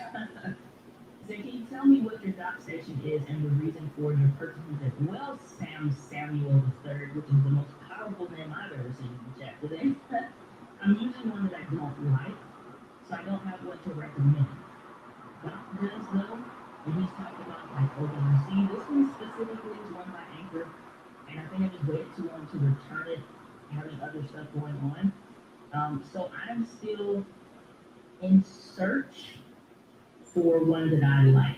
So you can ask or at Doc Rock VOC ROCK in the chat, and he can have one that he recommends to you. It's one by like OWC, like the Thunderbolt 4, and it's one by like Anchor that's very similar or like almost the exact same. I have not tried those yet, which is why you have not seen the content around it on the channel. All of the ones that I have tried, I do not like. Like it gets the job done, but it's not like I'm not willing to put my name behind it. I'll put it that way. The only one is the travel one that I use that is by Anchor, and that one's fine. It's just a little USB jam, but or USB whatever, Thunderbolt, whatever the hell they are. But this one that I've been using looks good, seemed like it'd be great. It's freaking cast iron skillet. That mug is so hot. Like my hands are kind of chilly right now. I can touch it, and it's kind of like when the stove is cooling down, it's hot. It feels like that. So that's not cool for me because I got SD cards in there, so I'm sure those are roasting to an extent. Those are kind of parts that I buy that are protected, so they can handle some heat and stuff like that. But long term, like I'm trying to switch to the OWC one to try out, so I'll let you know how that goes now. If I do a video about it, then you know it's solid. Learn and do, thanks for your continued participation. Always a pleasure. So sorry if I'm being off topic. No, we're just trying to do it now. So I get it that the other profession is covering that stuff. But within these like 56 minutes, like within the first 36, I think it was, kind of went through just about everything. Doc is saying all the tracks will be isolated on the Broadcaster Pro because the guest track is a mixed minus of your voice and a lot of other professional things that you can bring on screen right now. What is going on? Gigi, good to see you. You have been officially nicknamed. Good to see you. Simply, good to see you. Glad that you are here. And I see that you replied to the comments that you felt bad about yesterday. Good to see you. No worries. Saying the way to learn any app is to study the preferences first, know you, and you have have one essentially half the battle. And that's the thing when it comes to like software. I'll repeat that. That's the thing when it comes to software. It's like everything that it can do may not be your priority. I always think if I'm trying to structure my live stream, or if I'm trying to structure anything, obviously you chose and did research to land upon a software. So now what I want to do is I want to think about what do I want to do? What's my show going to look like? What do I want? So for me, these are the most common things that you'll see. You'll see the bare bones, just me. So if I think of like how I would run the show, you have the beginning part, this pre-show. So that happens, when that countdown is done, then I come to the just me on the screen, say, hey guys, welcome to the screen, and then I'm like, okay, we're doing channel reviews, let's take a look at what they do on the channel, and I don't like this, and do like that, here's what I'm recommending, and then back to the just me. If I bring on guests, then that's something different, because now I'm going into a different setup that is going to be, like, let's say, my traditional side-by-side. That's what I prefer. It's just a basic bare bones that is in a position where I could repurpose it, right?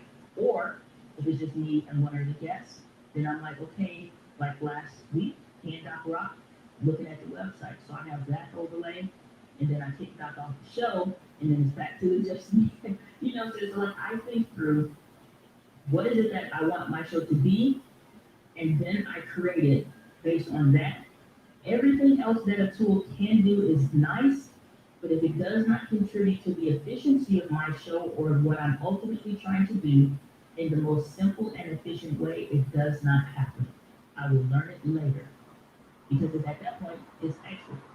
And it's like all ideas are great ideas, except for the ones that are become distractions because they're not making you do your inward or pillars that you're actually trying to produce.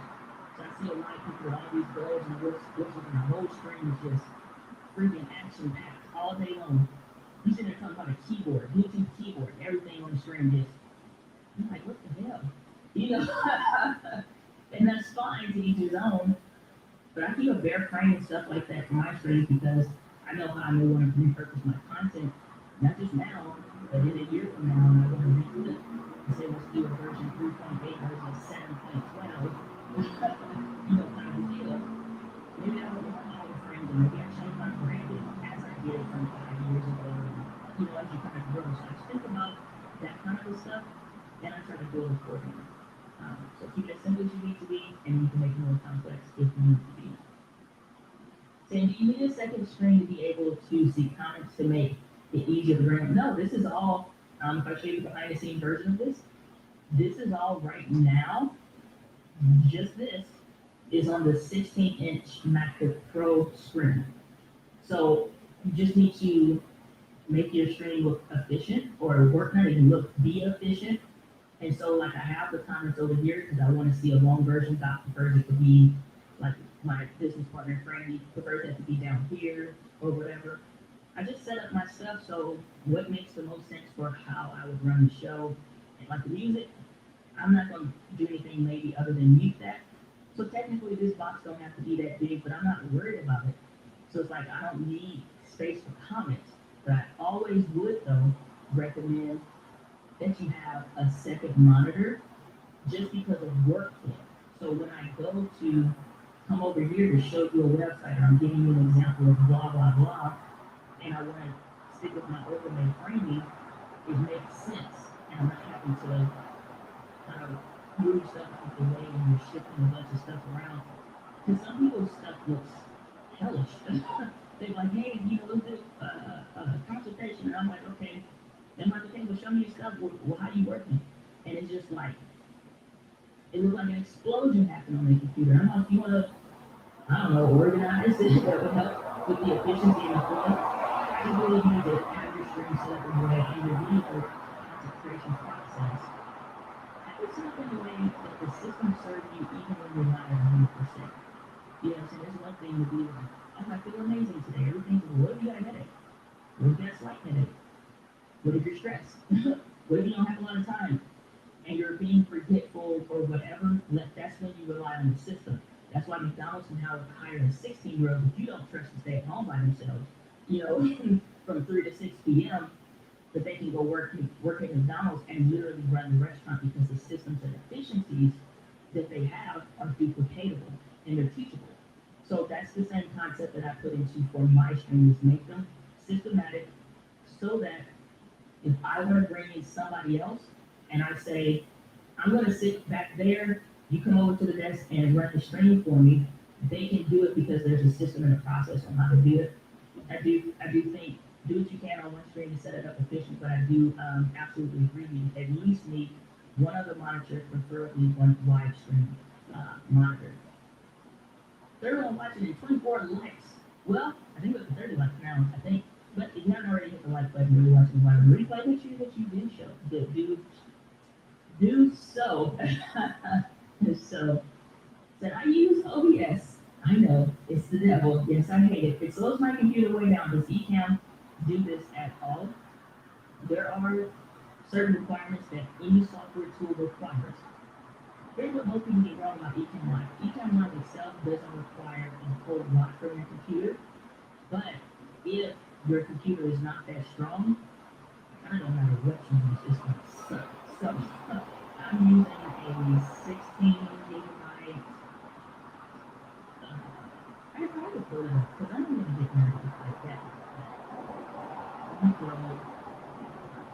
And like, let's say this: if you're a freaking nerdy person, so help me if you see something that like I shouldn't show online that I'm too ignorant to know about, I will punch you in the throat if you do something and like try to. I'm just saying this publicly, all right? So I'm gonna show you. I'm gonna show you whatever this stuff means, so that you can see what it looks like. So this is here we go. So this is now like the whatever. So system usage is at 12% right now. It's been hovering like at 11 or 12%. So that's how much the computer is running when you go over to memory. Then you can see down here of the 16 gigabytes of the RAM is like 13.43 running. And that's also taking into an account let's see, 1, 2, 3, 4, 5, 6, 7, 8, 9, 10, 11, 12 tabs that are on Chrome that are open as well. So that's how much it's using, which is not much. But my fans aren't going berserk.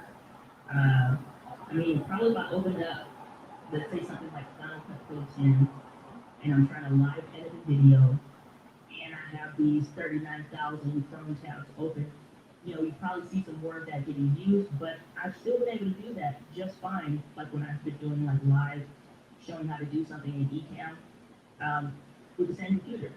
And the string didn't break or nothing, so you just need to meet the requirements. The other thing with that is that it's not what Ecamm really requires, it's all the other stuff too that you plan to connect. So I just got this in the mail, the Elgato Camlink 4K. Okay, well, these have requirements on here. They're saying if you are using a Mac, it needs to be Mac OS Sierra 10.12, the 4th generation quad-core Intel i5 CPU. I think this is like an i7 computer. Yeah, with the i5 something where you need a certain kind of GPU, or better, and a USB 3.0. Some people will be rocking a 2013, 2011 MacBook from whenever, and they don't even have the requirements to run this efficiently, and then be like, oh, Ecamm don't work, and it's like, no, you just need a new computer overall to save lives. Ecamm doesn't require much. You still need, I would get more than whatever they have, and make sure other stuff that you plan to add to it, whatever that is, also is worth, because now you're compounding requirements, if that makes sense. And we'll start setting up a demo stream, so half here. Yeah, Dr. Sierra is not here. What's going on, Lim Drops? Good to see you. Said not a cricket in there. So I'm about to purchase a new monitor. Measure and account for your desk space. See, like, that's the hard thing, like with watching requirements and stuff, or like recommendations online. It can look perfect and actually be perfect for somebody, but make sure it's actually going to be right for you, because the way that my stuff is set up, like, let me see if I can do this via NVI real quick.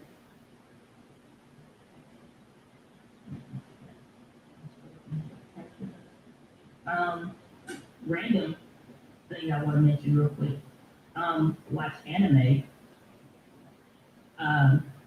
Naruto season 5. Where can I find the English version? So when I'm getting sleepy, I don't have to worry about trying to read captions. So if anybody knows that, help a sister out. Let's do it this way. So this is my phone. Let me go to wide. And then you can do that there. All right. Okay, this didn't work out the way I thought. So let's just stick with vertical. And then, okay, we'll just stick with vertical because I don't know what I did. But this is my behind the scenes setup. It's not like those sexy Instagram office. Like I really work in here. And so it's a normal office. So if you look, this is my computer here. Through slightly left where you can see the closet back there. And so the light sits kind of back in the closet. So you see my tripod and my camera stuff right there. Then I have another smartphone that kind of sits right here. So if I'm doing Instagram Live or something like that. And then I have my monitor over here. Shout out to the BD1. But I have my monitor over here. So I'm shooting ultimately,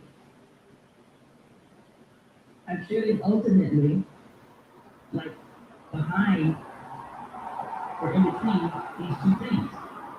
So that's what I'm saying. Like, if you're going to do a recommendation for a widescreen monitor, something that's hella big is now in the way. Like, I can't shoot through the space. of the gap between my two monitors and like be able to actively and effectively work like I want to. If I get a one that's too big, because I'm not trying to have this huge desk, like this office space looks deceiving on camera based on the type of lens and camera that I use. One could show like, it looks like it's way more depth behind me, there's not. Or when I do the other videos where I'm sitting slightly off to the side, you see a wider angle, and it looks like the office is way bigger than it is. It's really not. About the size of a small bedroom, small spare bedroom, that's the size of this office. So it's not a huge space, and it just, you know what I'm saying? So I'm trying to work and effectively use the space that I have.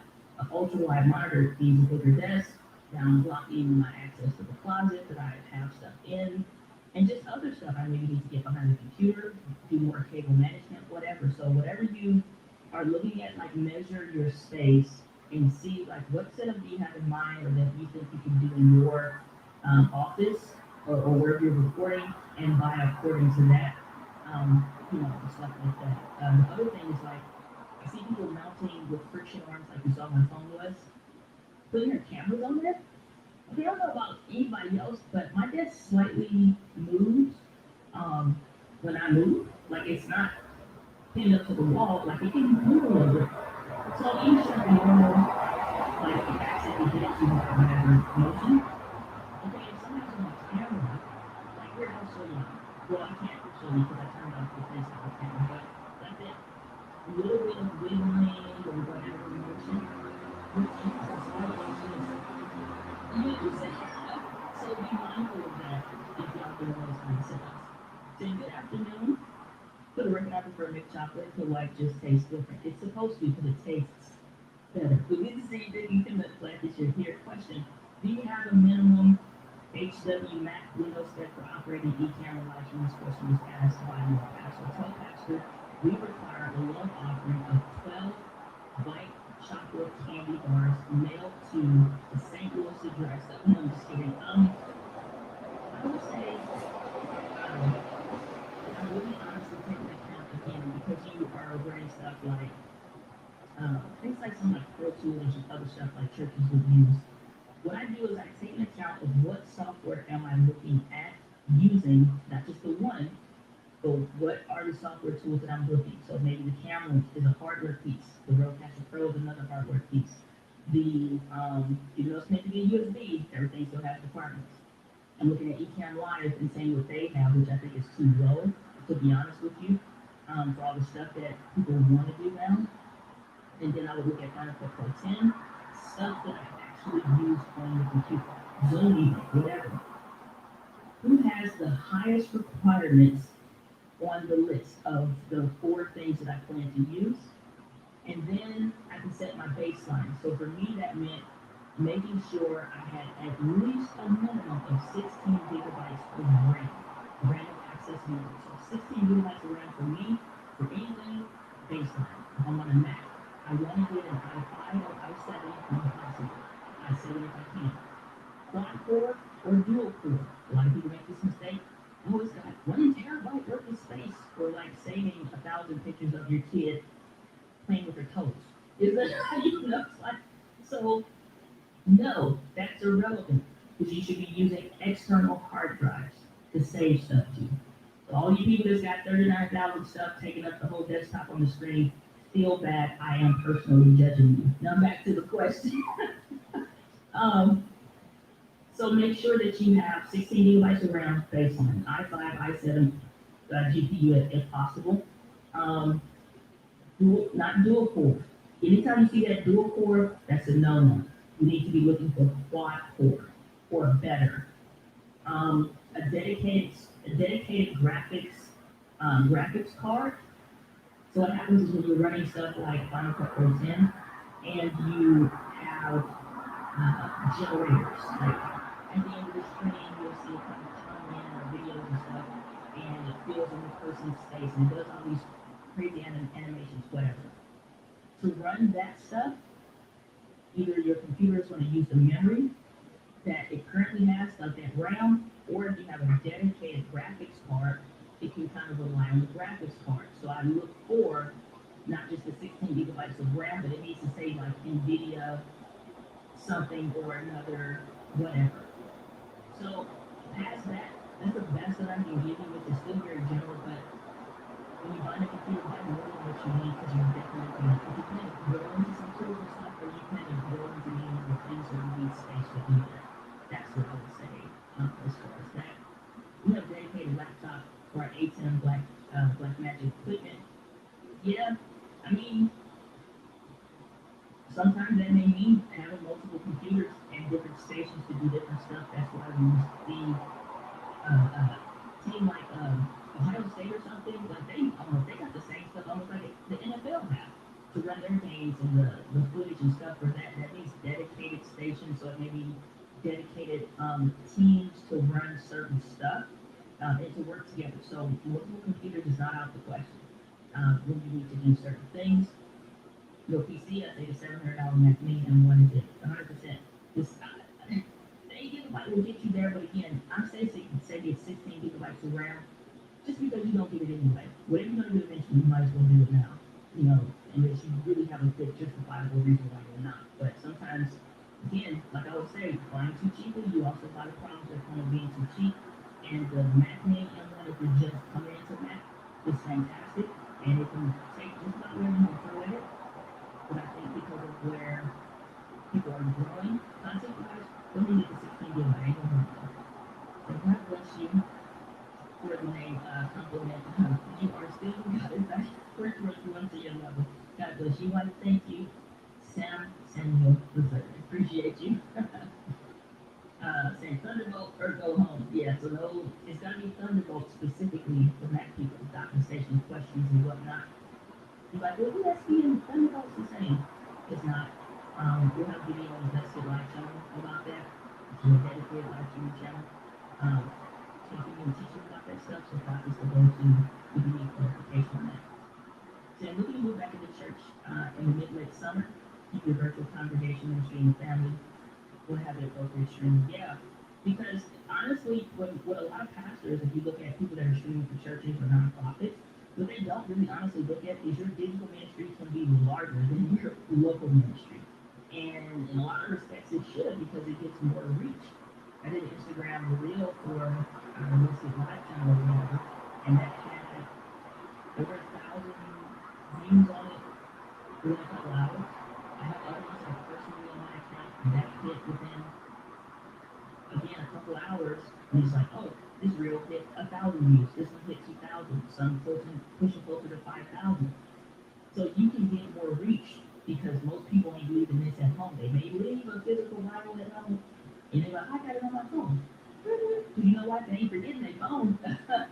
So it's like, I think if we are trying to watch for nonprofit best practices and things like that, make it so that the experience or the person that can only visit you for a time, or maybe only will feel comfortable visiting you for a time through a digital space, feels the same experience in a actual meeting space. Because honestly, by the time that person shows up, they should already be in your system. They should already be on the email list. They're offering tithes and giving and stuff, like they should already have an account with y'all for that. Like, so when they show up, they just now are showing up in person. You know what I'm saying? I think a lot of pastors and ministers, they don't think about that in that way. Furthermore, y'all need to be having like digital ministry pastors that are like in the chat on Sunday driving the conversation. When I used to handle that stuff for my old church, I would be sitting there because somebody gets sick or they leg swell up or whatever. This stuff happens. It's like I'm chatting with them, whatever. To somebody else that don't know what the hell they're talking about, you know, on the church, I can see from the top down. You looking from the side, mind your business.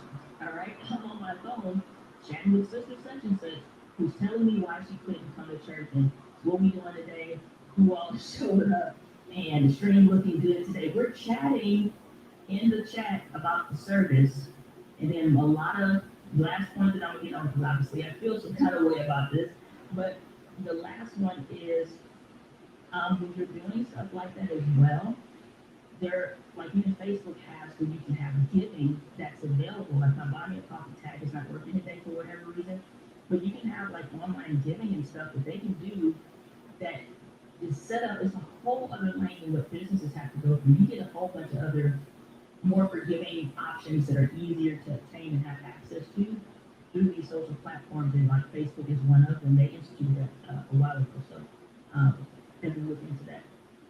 So I'm looking forward to the community meetup. We'll have to do something like that at some point.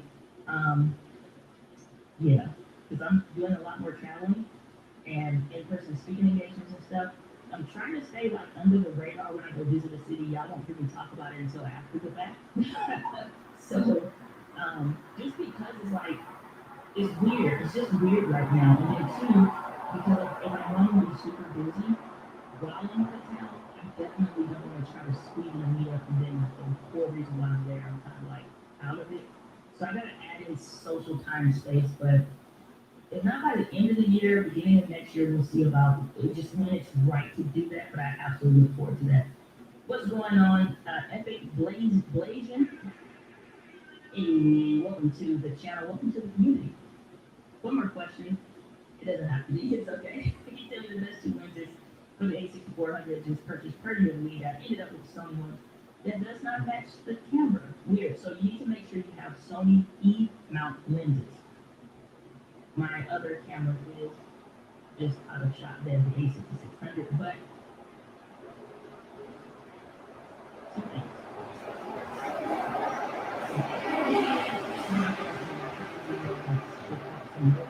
Because just like I use a 35mm lens right in the best camera, that more likely is wrong for most people because I have distance between my desk and the tripod, and I also have distance between the desk and that back wall that allows for what you're seeing right now.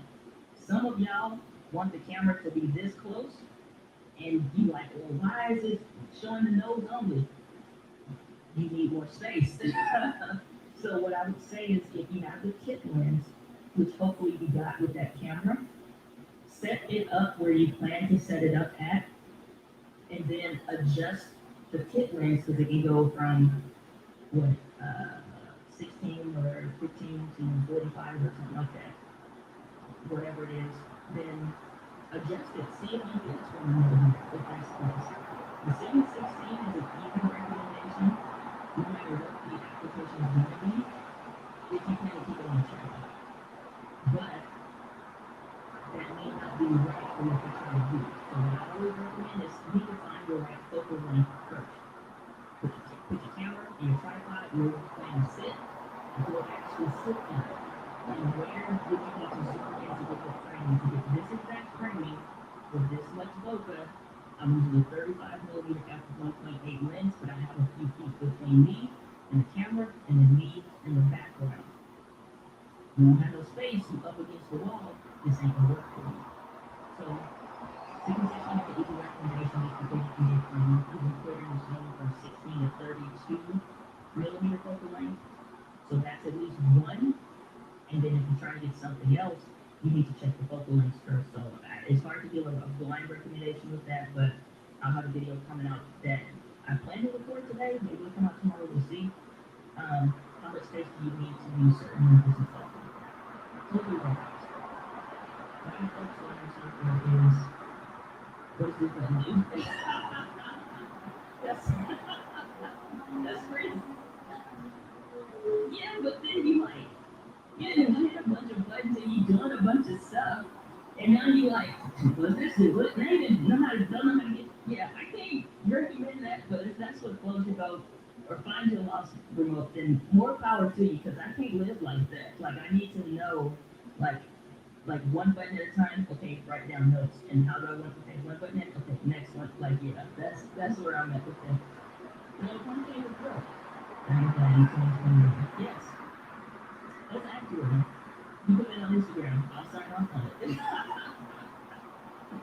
That's my question, Kirby. You're most welcome. Most welcome. Thanks for the test. Greetings from Puerto Rico. Hey, appreciate it. Glad it was helpful. What's going on, Crystal? Good to see you. And I plan to use, or I use my iPad Pro 12.9 as a second mode. It's big enough. Almost 13 inches just about. So, and that's definitely big enough, for sure. And that's a smart way to do it. I just don't have an iPad. So I haven't found a need for it. I'm this person. I'm killing trees. that are already dead that somebody else already cut up for me. I'm this person. So yeah, those are my various versions of a pad, just not an iPad. It's a my pad, right? So, but whatever floats your boat, find your lost remote. Say, waits to see Diana show up, and her IP address prepares to hack. Yeah, that's okay. I'm gonna reverse hack you, and then when you show up and you see me on your Ring doorbell and it goes viral, local St. Louis woman shows up to live stream. You said, "Oh yeah, you hacked me." That's when you know.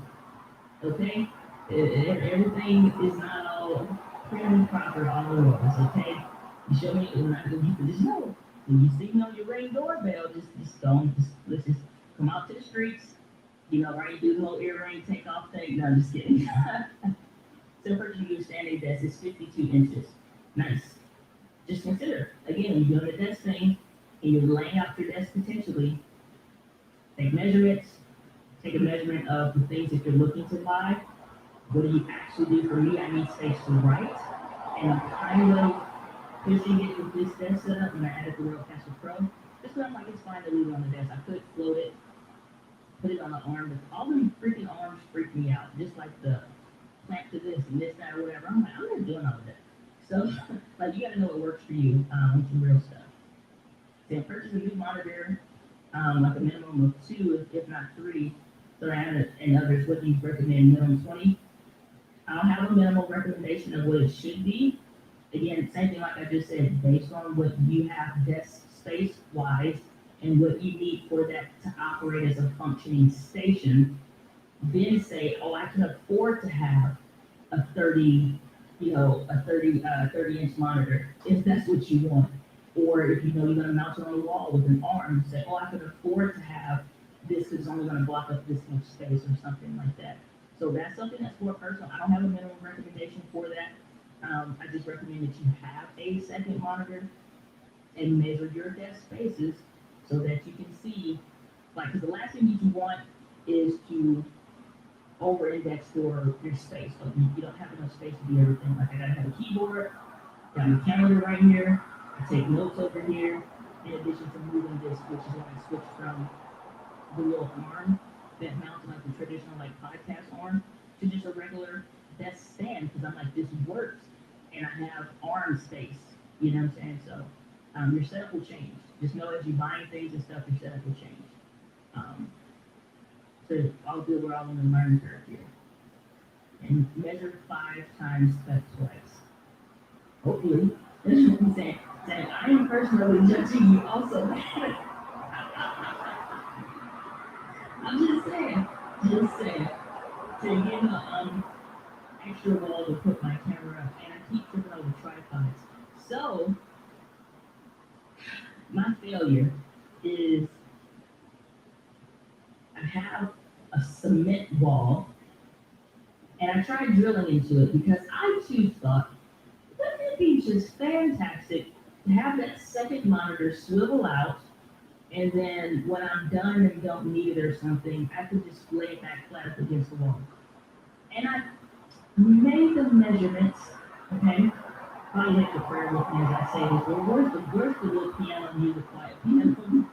I made said measurements. I called my father and asked various questions. Amen. Okay. I apparently didn't ask good enough questions. I started drilling into the wall. The motor and the little IKEA drill was not, my gosh, it was not effective, nor was it built for that. I get my daddy's drill. I still don't know what the hell I'm doing. I just feel good the whole back end. I just say, screw it, I'm just doing this. So, if y'all, depending on what you're trying to do, I hope you know what you're doing, because I surely do not. And I can offer 0 advice on how to do it. And should you see anything mounted on the wall, just know I did not do it by myself. So I can still offer no advice. So find a good channel. Joshua Bird, the Joshua Bird's official. Good to see you. Glad that you are here and moving. So whatever floats your boat, there again. Find your lost remote. So be careful on which MacBook y'all buy, because some of them, you get what you get. So basically, if you're not MacBook Pros, I use a MacBook Pro because I travel.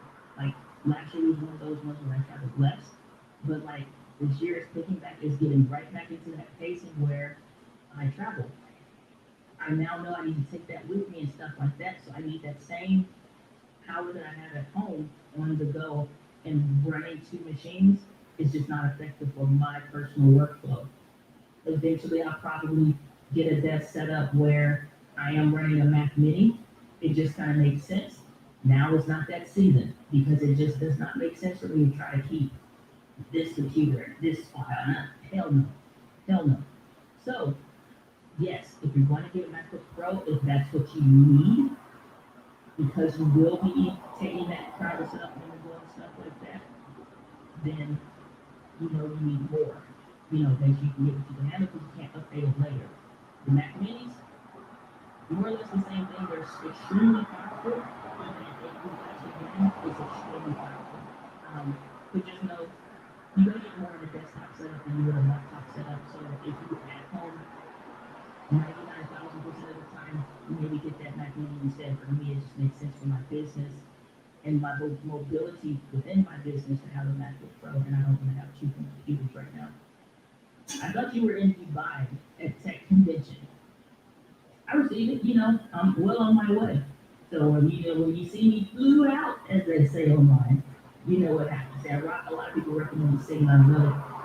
So definitely tells me, it's why y'all have been seeing me preaching the gospel of said ZB1 that has a 16mm f2.8 lens. So, and I just updated all my stuff. So I actually got some packages in the mail, and I was updating some things yesterday. It is incredibly weird and almost maybe slightly frustrating how, like on some real stuff, like that A6600 that I have sitting just slightly off the frame that I love and adore and is my favorite camera, is like over $1,000. The Sigma 16 is like $3. This one's like $4. Another $1,000 for the camera. I got other lenses that's, you know, like one is like $6. You know, I mean, like, for as much as the stuff costs and what that investment is, this freaking ZB1 is like the perfect in-between, and very much so reminds me of that A6600 and the Sigma 16mm lens when I traveled with it. I knew last year I had just had a rental, and I tried it. I did videos on the buy it on the key, and I'm like, oh, I ain't gonna be doing that much. And then next thing I know, I was on the thing. And I had that A6600 and the Sigma 16 with me, and I loved everything about it. But when I just traveled this last time with the ZB1, and that was it. Same exact experience, enjoy of use and ease of use and quality of what I did a live stream from the hotel room. I did several videos out there, I was vlogging. It just freaking worked for me. So it's like, well, having a camera and at-home shooting stuff, for me that's the A6400 35 f1.8 lens. But traveling, 1,000 times out of 1,000 is going to be the ZB1. And should I want or need more than the A6600? But it is very interesting to see how close in use case that they are. It's really baffling, to be honest with you. And then stuff like product showcase mode is good for the video, but you know, it just is, it's fantastic. I'm using the Sony version, not the Mica, however they pronounce it. I really don't know. But it's the Sony 35 f1.8. So then OMG, I have plans. Yes, so can you share in the show notes the art that you're using to hold your MacBook? Yeah. I can echo to the chat.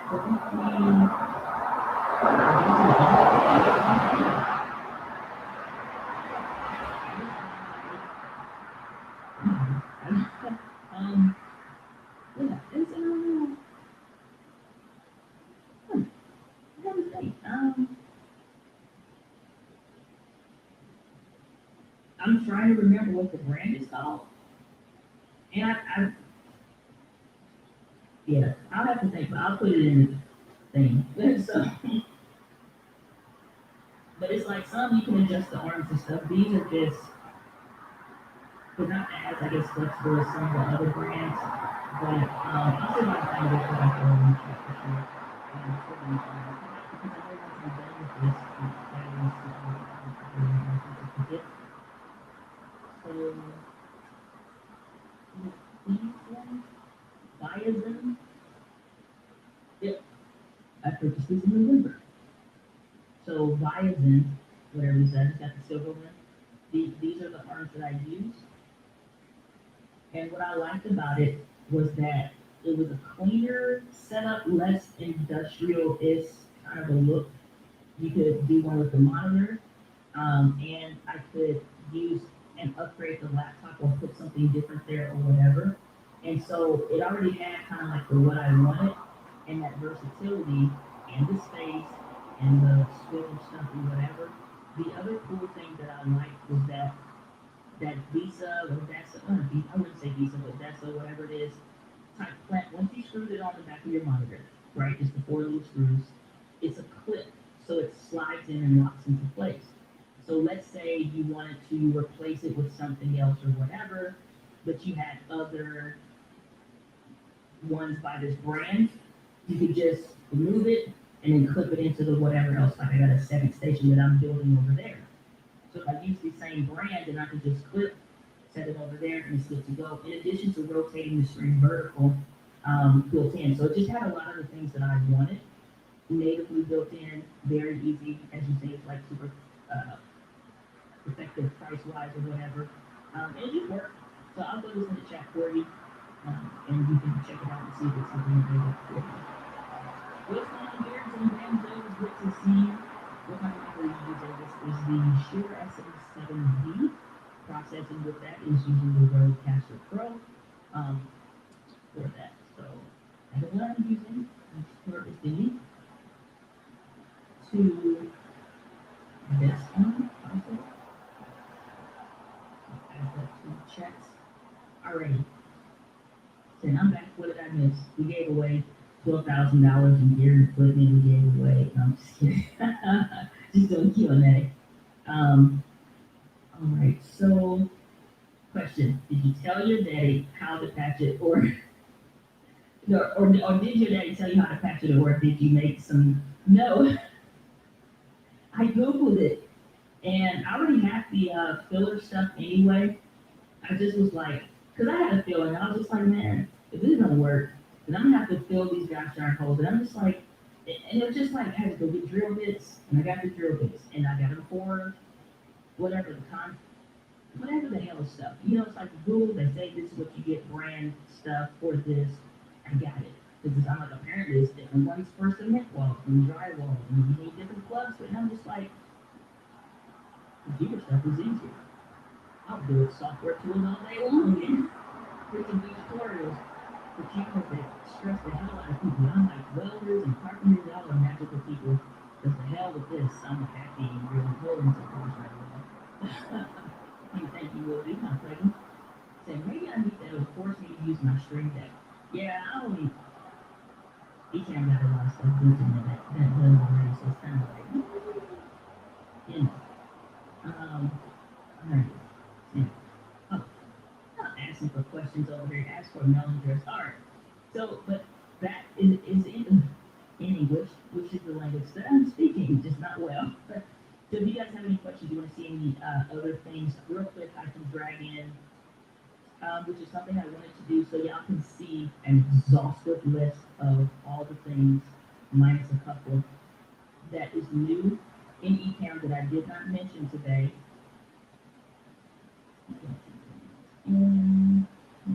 Oh, and if you guys are part of the Video Simplified Buy Me a Coffee community, we have a call today. Later today, we're doing our live Q&A. So if you go to buymeacoffee.com/Diana, then we have at 6 p.m. Central Standard Time and 7 p.m.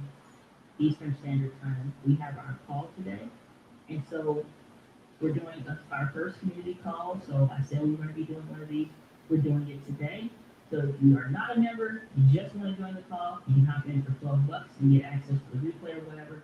So if you guys have questions or if you want help building your scenes or your stuff specifically, whether stuff I talked about today or something else, whether it's video content, live stream content, whatever, if you are already a member, all you need to do is just click the button and you're covered. It's gonna go to $0 for you. If you're not, you can become a member or you can check this out for this one-time deal if that's what you wanna do.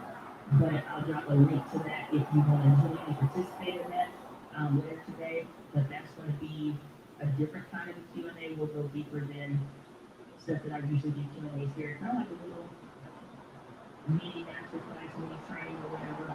But we're gonna have to get it all related to that. And bodies are so great. I remember using Central QTU on the Apollo interface here. When we used the Apollo interface, I did use the Central QTU, and it just worked. It just worked for a long time. It still works. But it's more or less because of where things are going, things that I need to train for, and train people on, and just to kind of help with, it makes sense to go ahead and grab it. So, you have any of your Rodecaster Pro hooked up with the Thunderbolt cable? It's the included USB to USB-C connector, and then I have a little adapter that plugs into the computer that's not going through a hub or docking station. It's going directly into the computer just because it's in a close enough proximity. But yeah, I don't do anything special in the connectivity of the Rodecaster Pro. I think the included cable is the USB-C to the traditional USB Type A or larger one, plug straight into the computer. Then do you need to invest in a Stream Desk in your opinion versus in Ecamm or Stream Deck? If you don't have the core tool to do the core job, get the main thing, which in this case would probably be Ecamm versus something else because it already has stuff built in. For whatever reason, people just like the dedicated little thing you buy to sit on the desk and it's just extra steps. In my opinion, like for as many keys that is on this keyboard, you can set up hotkeys and everything else in Ecamm. So why do I need that thing? You know, it's like it don't do anything special that Ecamm can't do natively built in. So I just personally prefer to keep a simple setup. And that means just using what Ecamm, it already has that stuff built in. So, if you don't have Ecamm, get Ecamm. You go to vanity.link/Ecamm live if you want access to that. But get Ecamm if you don't have it first, or do a trial if you're not sure if it's for you. Do a trial first. So let's see here. I can't seem to find your other channel you showed earlier. I think, yeah. So that's taken care of. All right. Can someone throw in the link for DG Finding Coffee and find it info? And then patch that with this findingcoffee.com/China.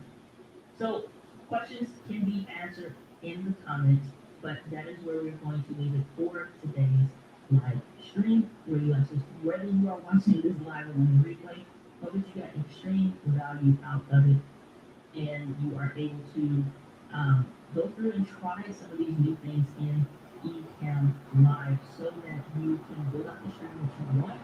And just remember, Ecamm Live, you say as simple as you need it to be for being fast and easy.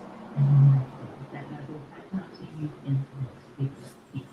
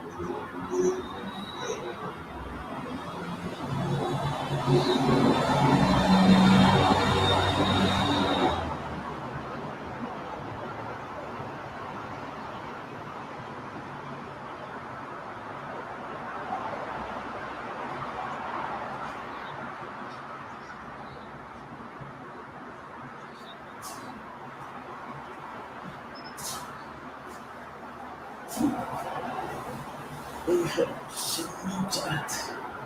Landas kepala.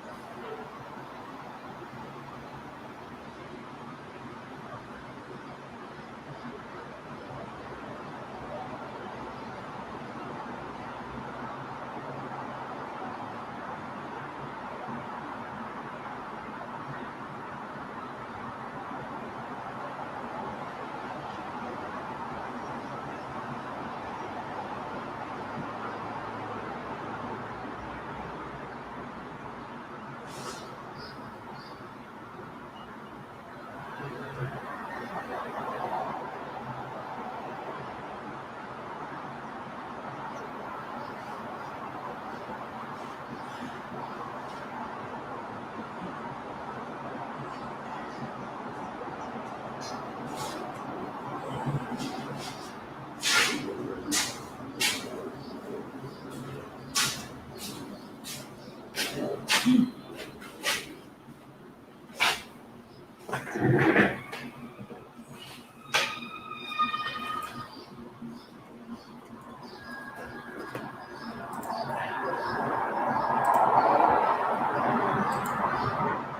I can't just do what I want.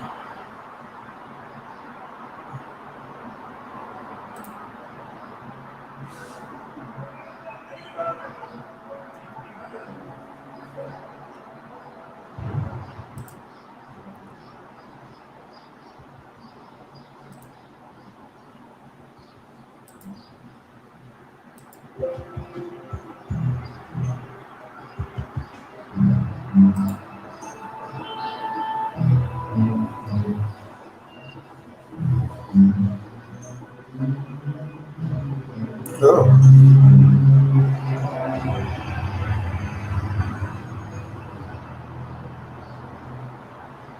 总司令科长，这位是一个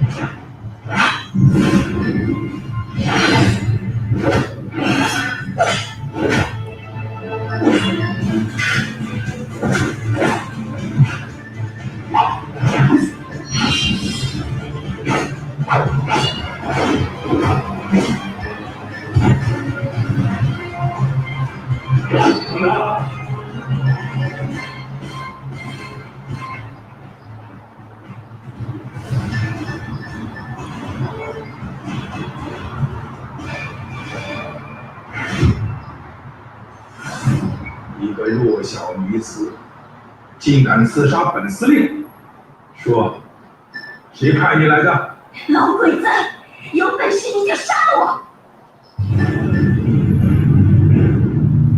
想死，没那么容易。我要叫你生不如死。姑奶奶，我即使变成鬼，也不会放过你的。 If you wear glasses or contacts, you must see this. A Japanese Nobel Prize-winning scientist in stem cell research, Shinya Yamanaka, has discovered a natural way to reclaim the 2020. 总司令科长，快相信我吧，一定是这么误我。什么人？好的。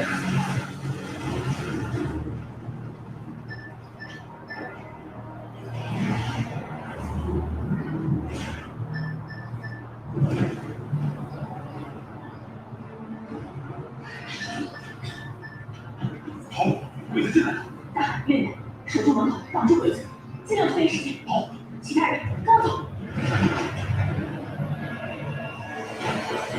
好。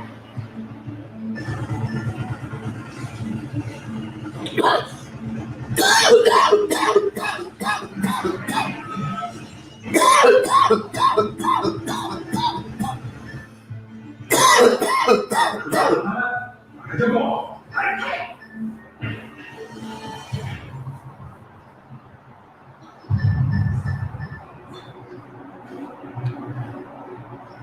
就你们几个无名鼠辈，想杀死我，自不量力。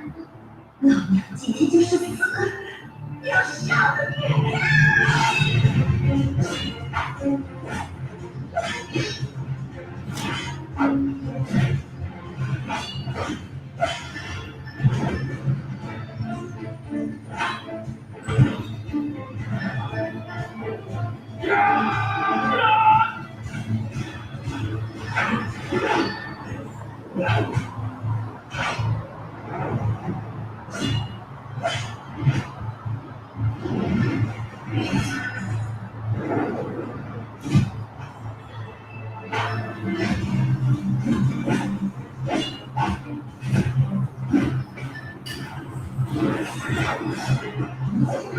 有。was nice.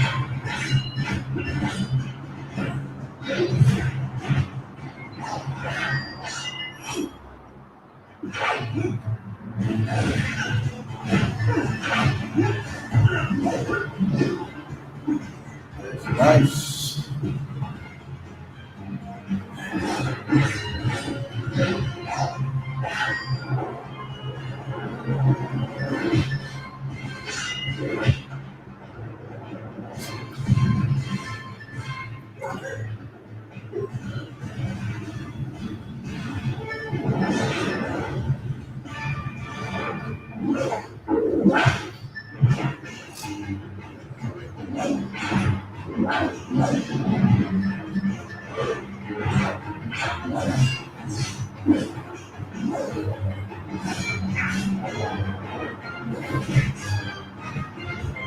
Ecco molto belle.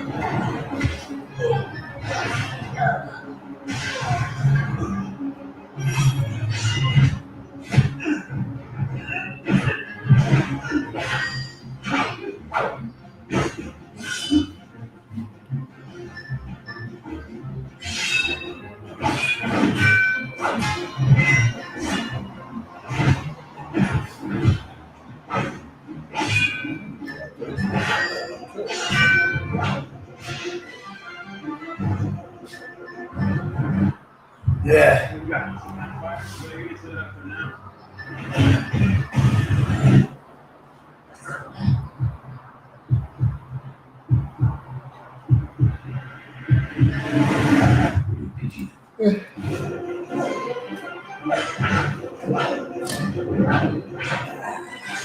Oh. Yeah.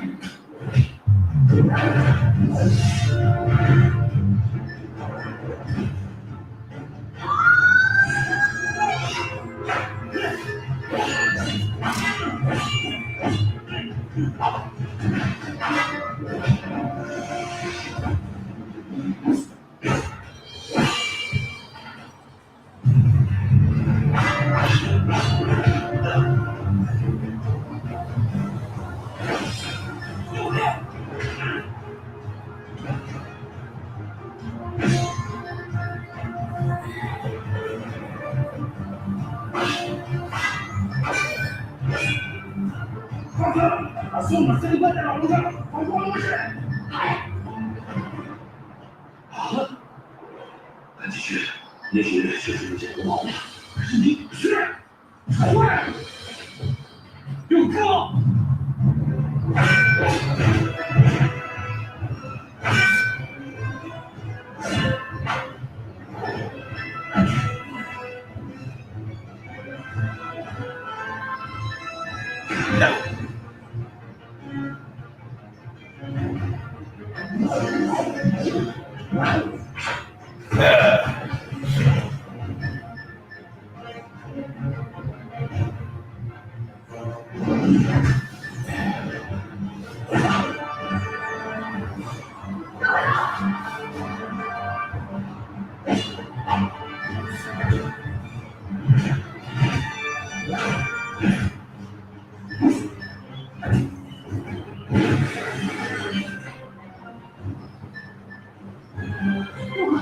你是疯了？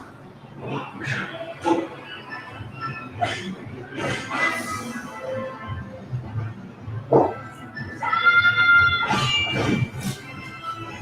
wabarakatuh.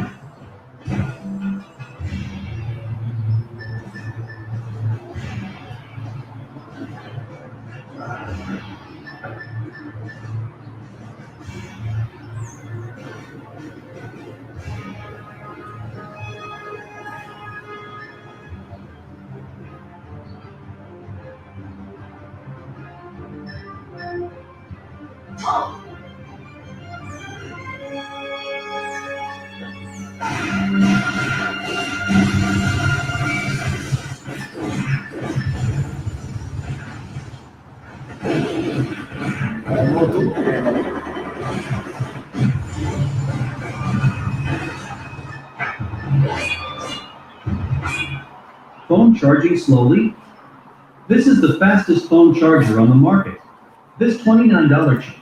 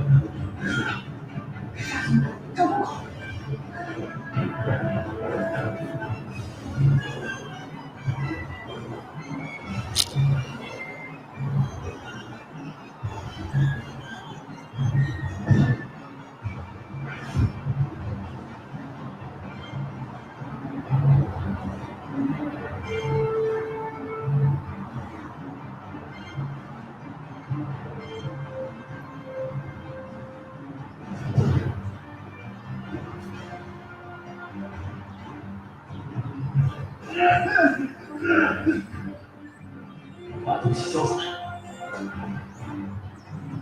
把东西交出来！给你交！到底交不交？快点！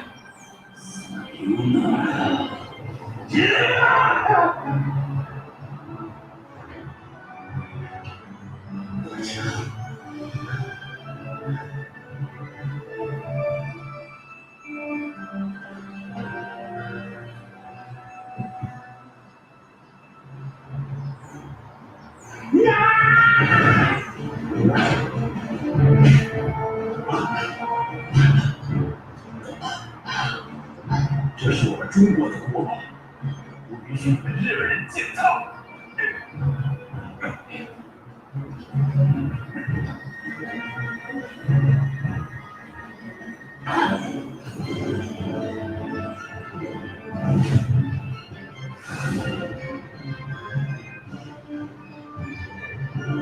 我们替南京30万冤死的中国同胞报仇雪恨。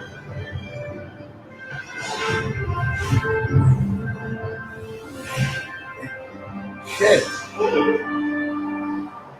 Isn't it?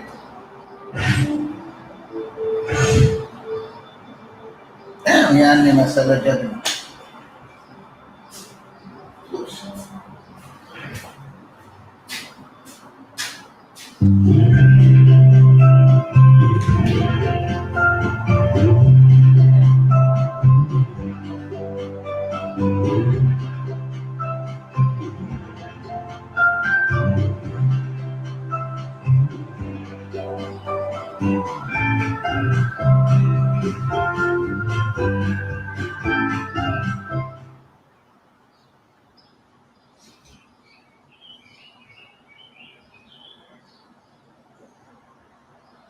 I never had a trust fund.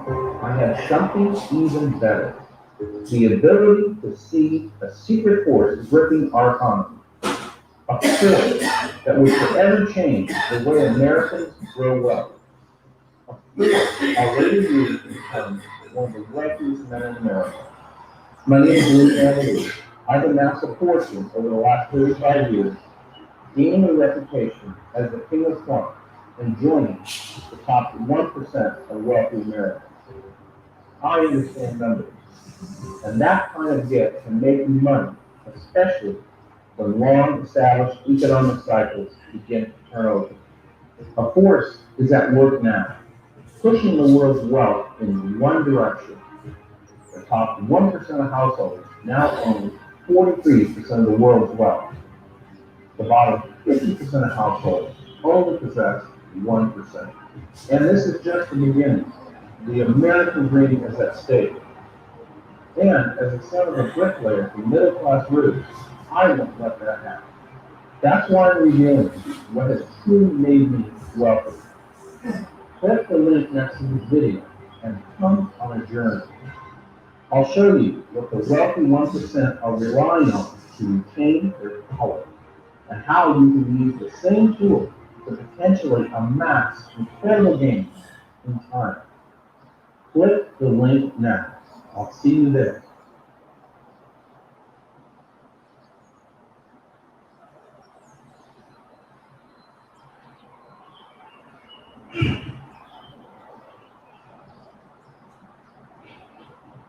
好，东西找到了。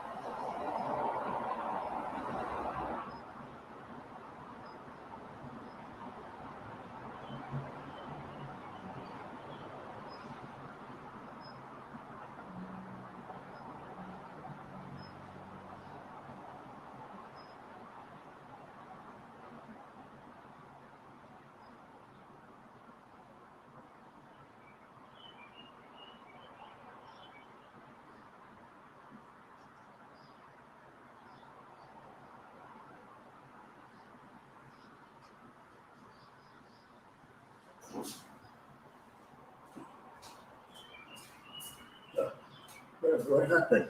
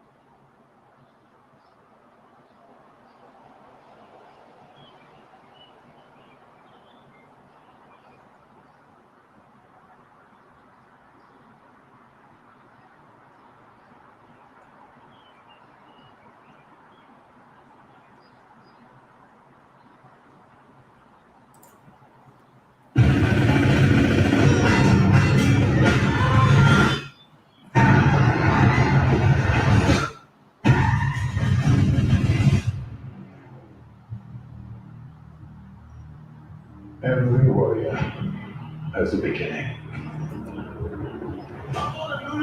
For 600 years, our moves I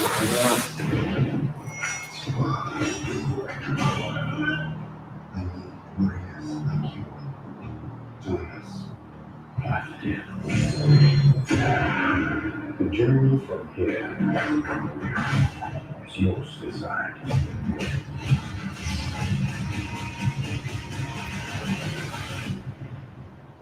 But that is just the beginning. I'm gonna do that. I'm gonna do that.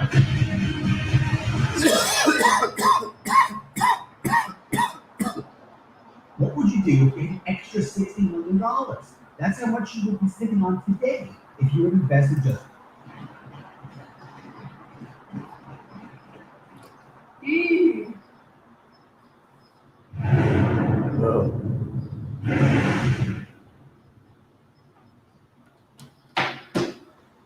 Mm-hmm.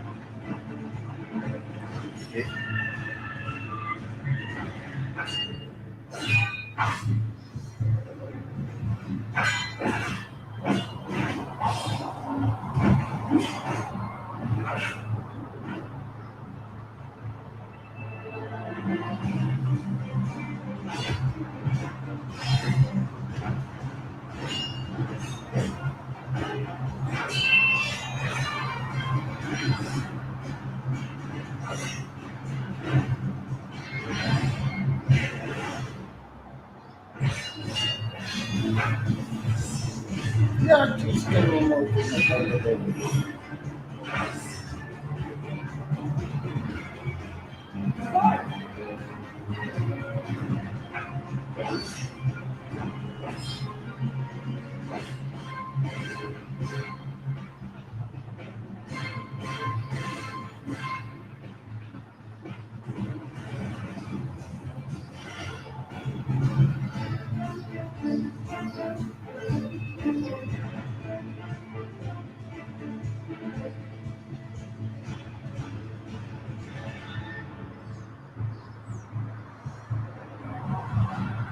Hey!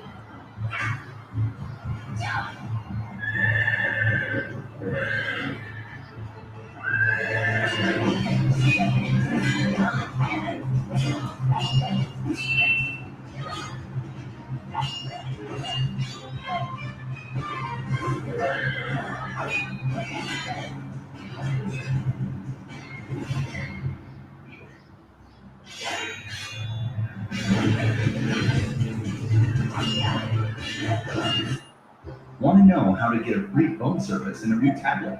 Q Wireless is a government program giving you unlimited.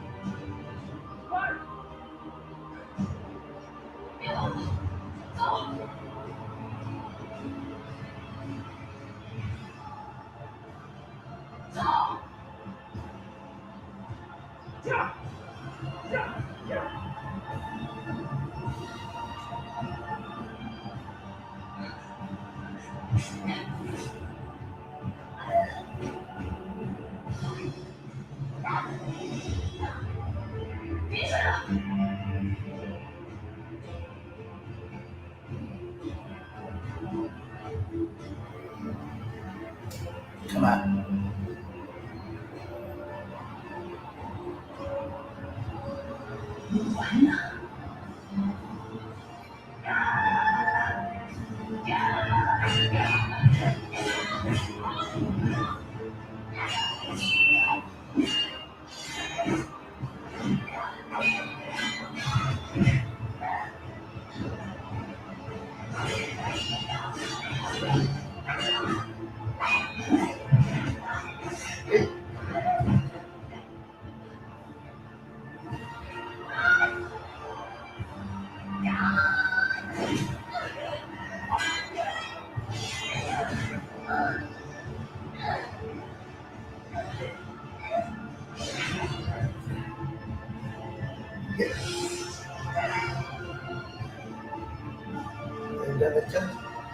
So then I said to him, you never customize your car insurance with Liberty Mutual, so you only pay for what you need.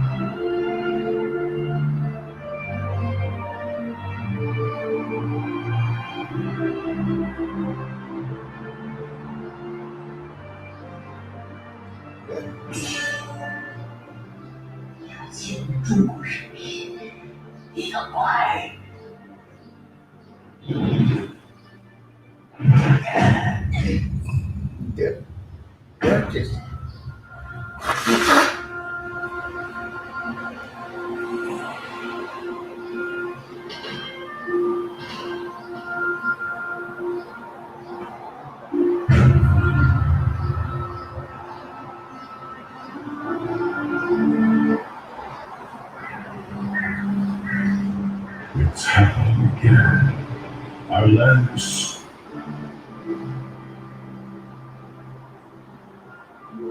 在那个中华民族最为黑暗的日子里，横空出世，给人小成就自己不可一世之誉的军国主义者以当头重击，让他们切身感受到了蕴藏在这个绵延5000年的伟大民族中间的那种铁血气质和永不燃败的精神。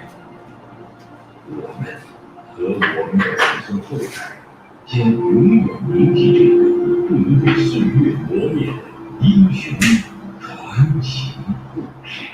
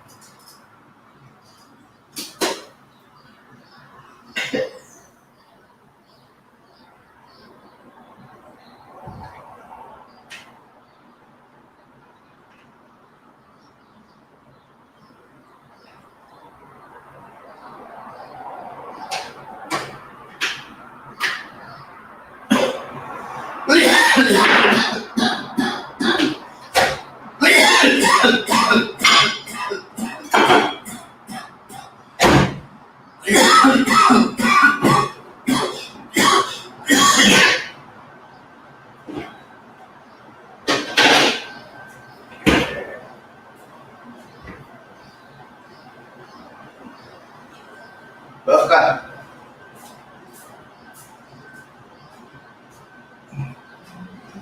哎，认识。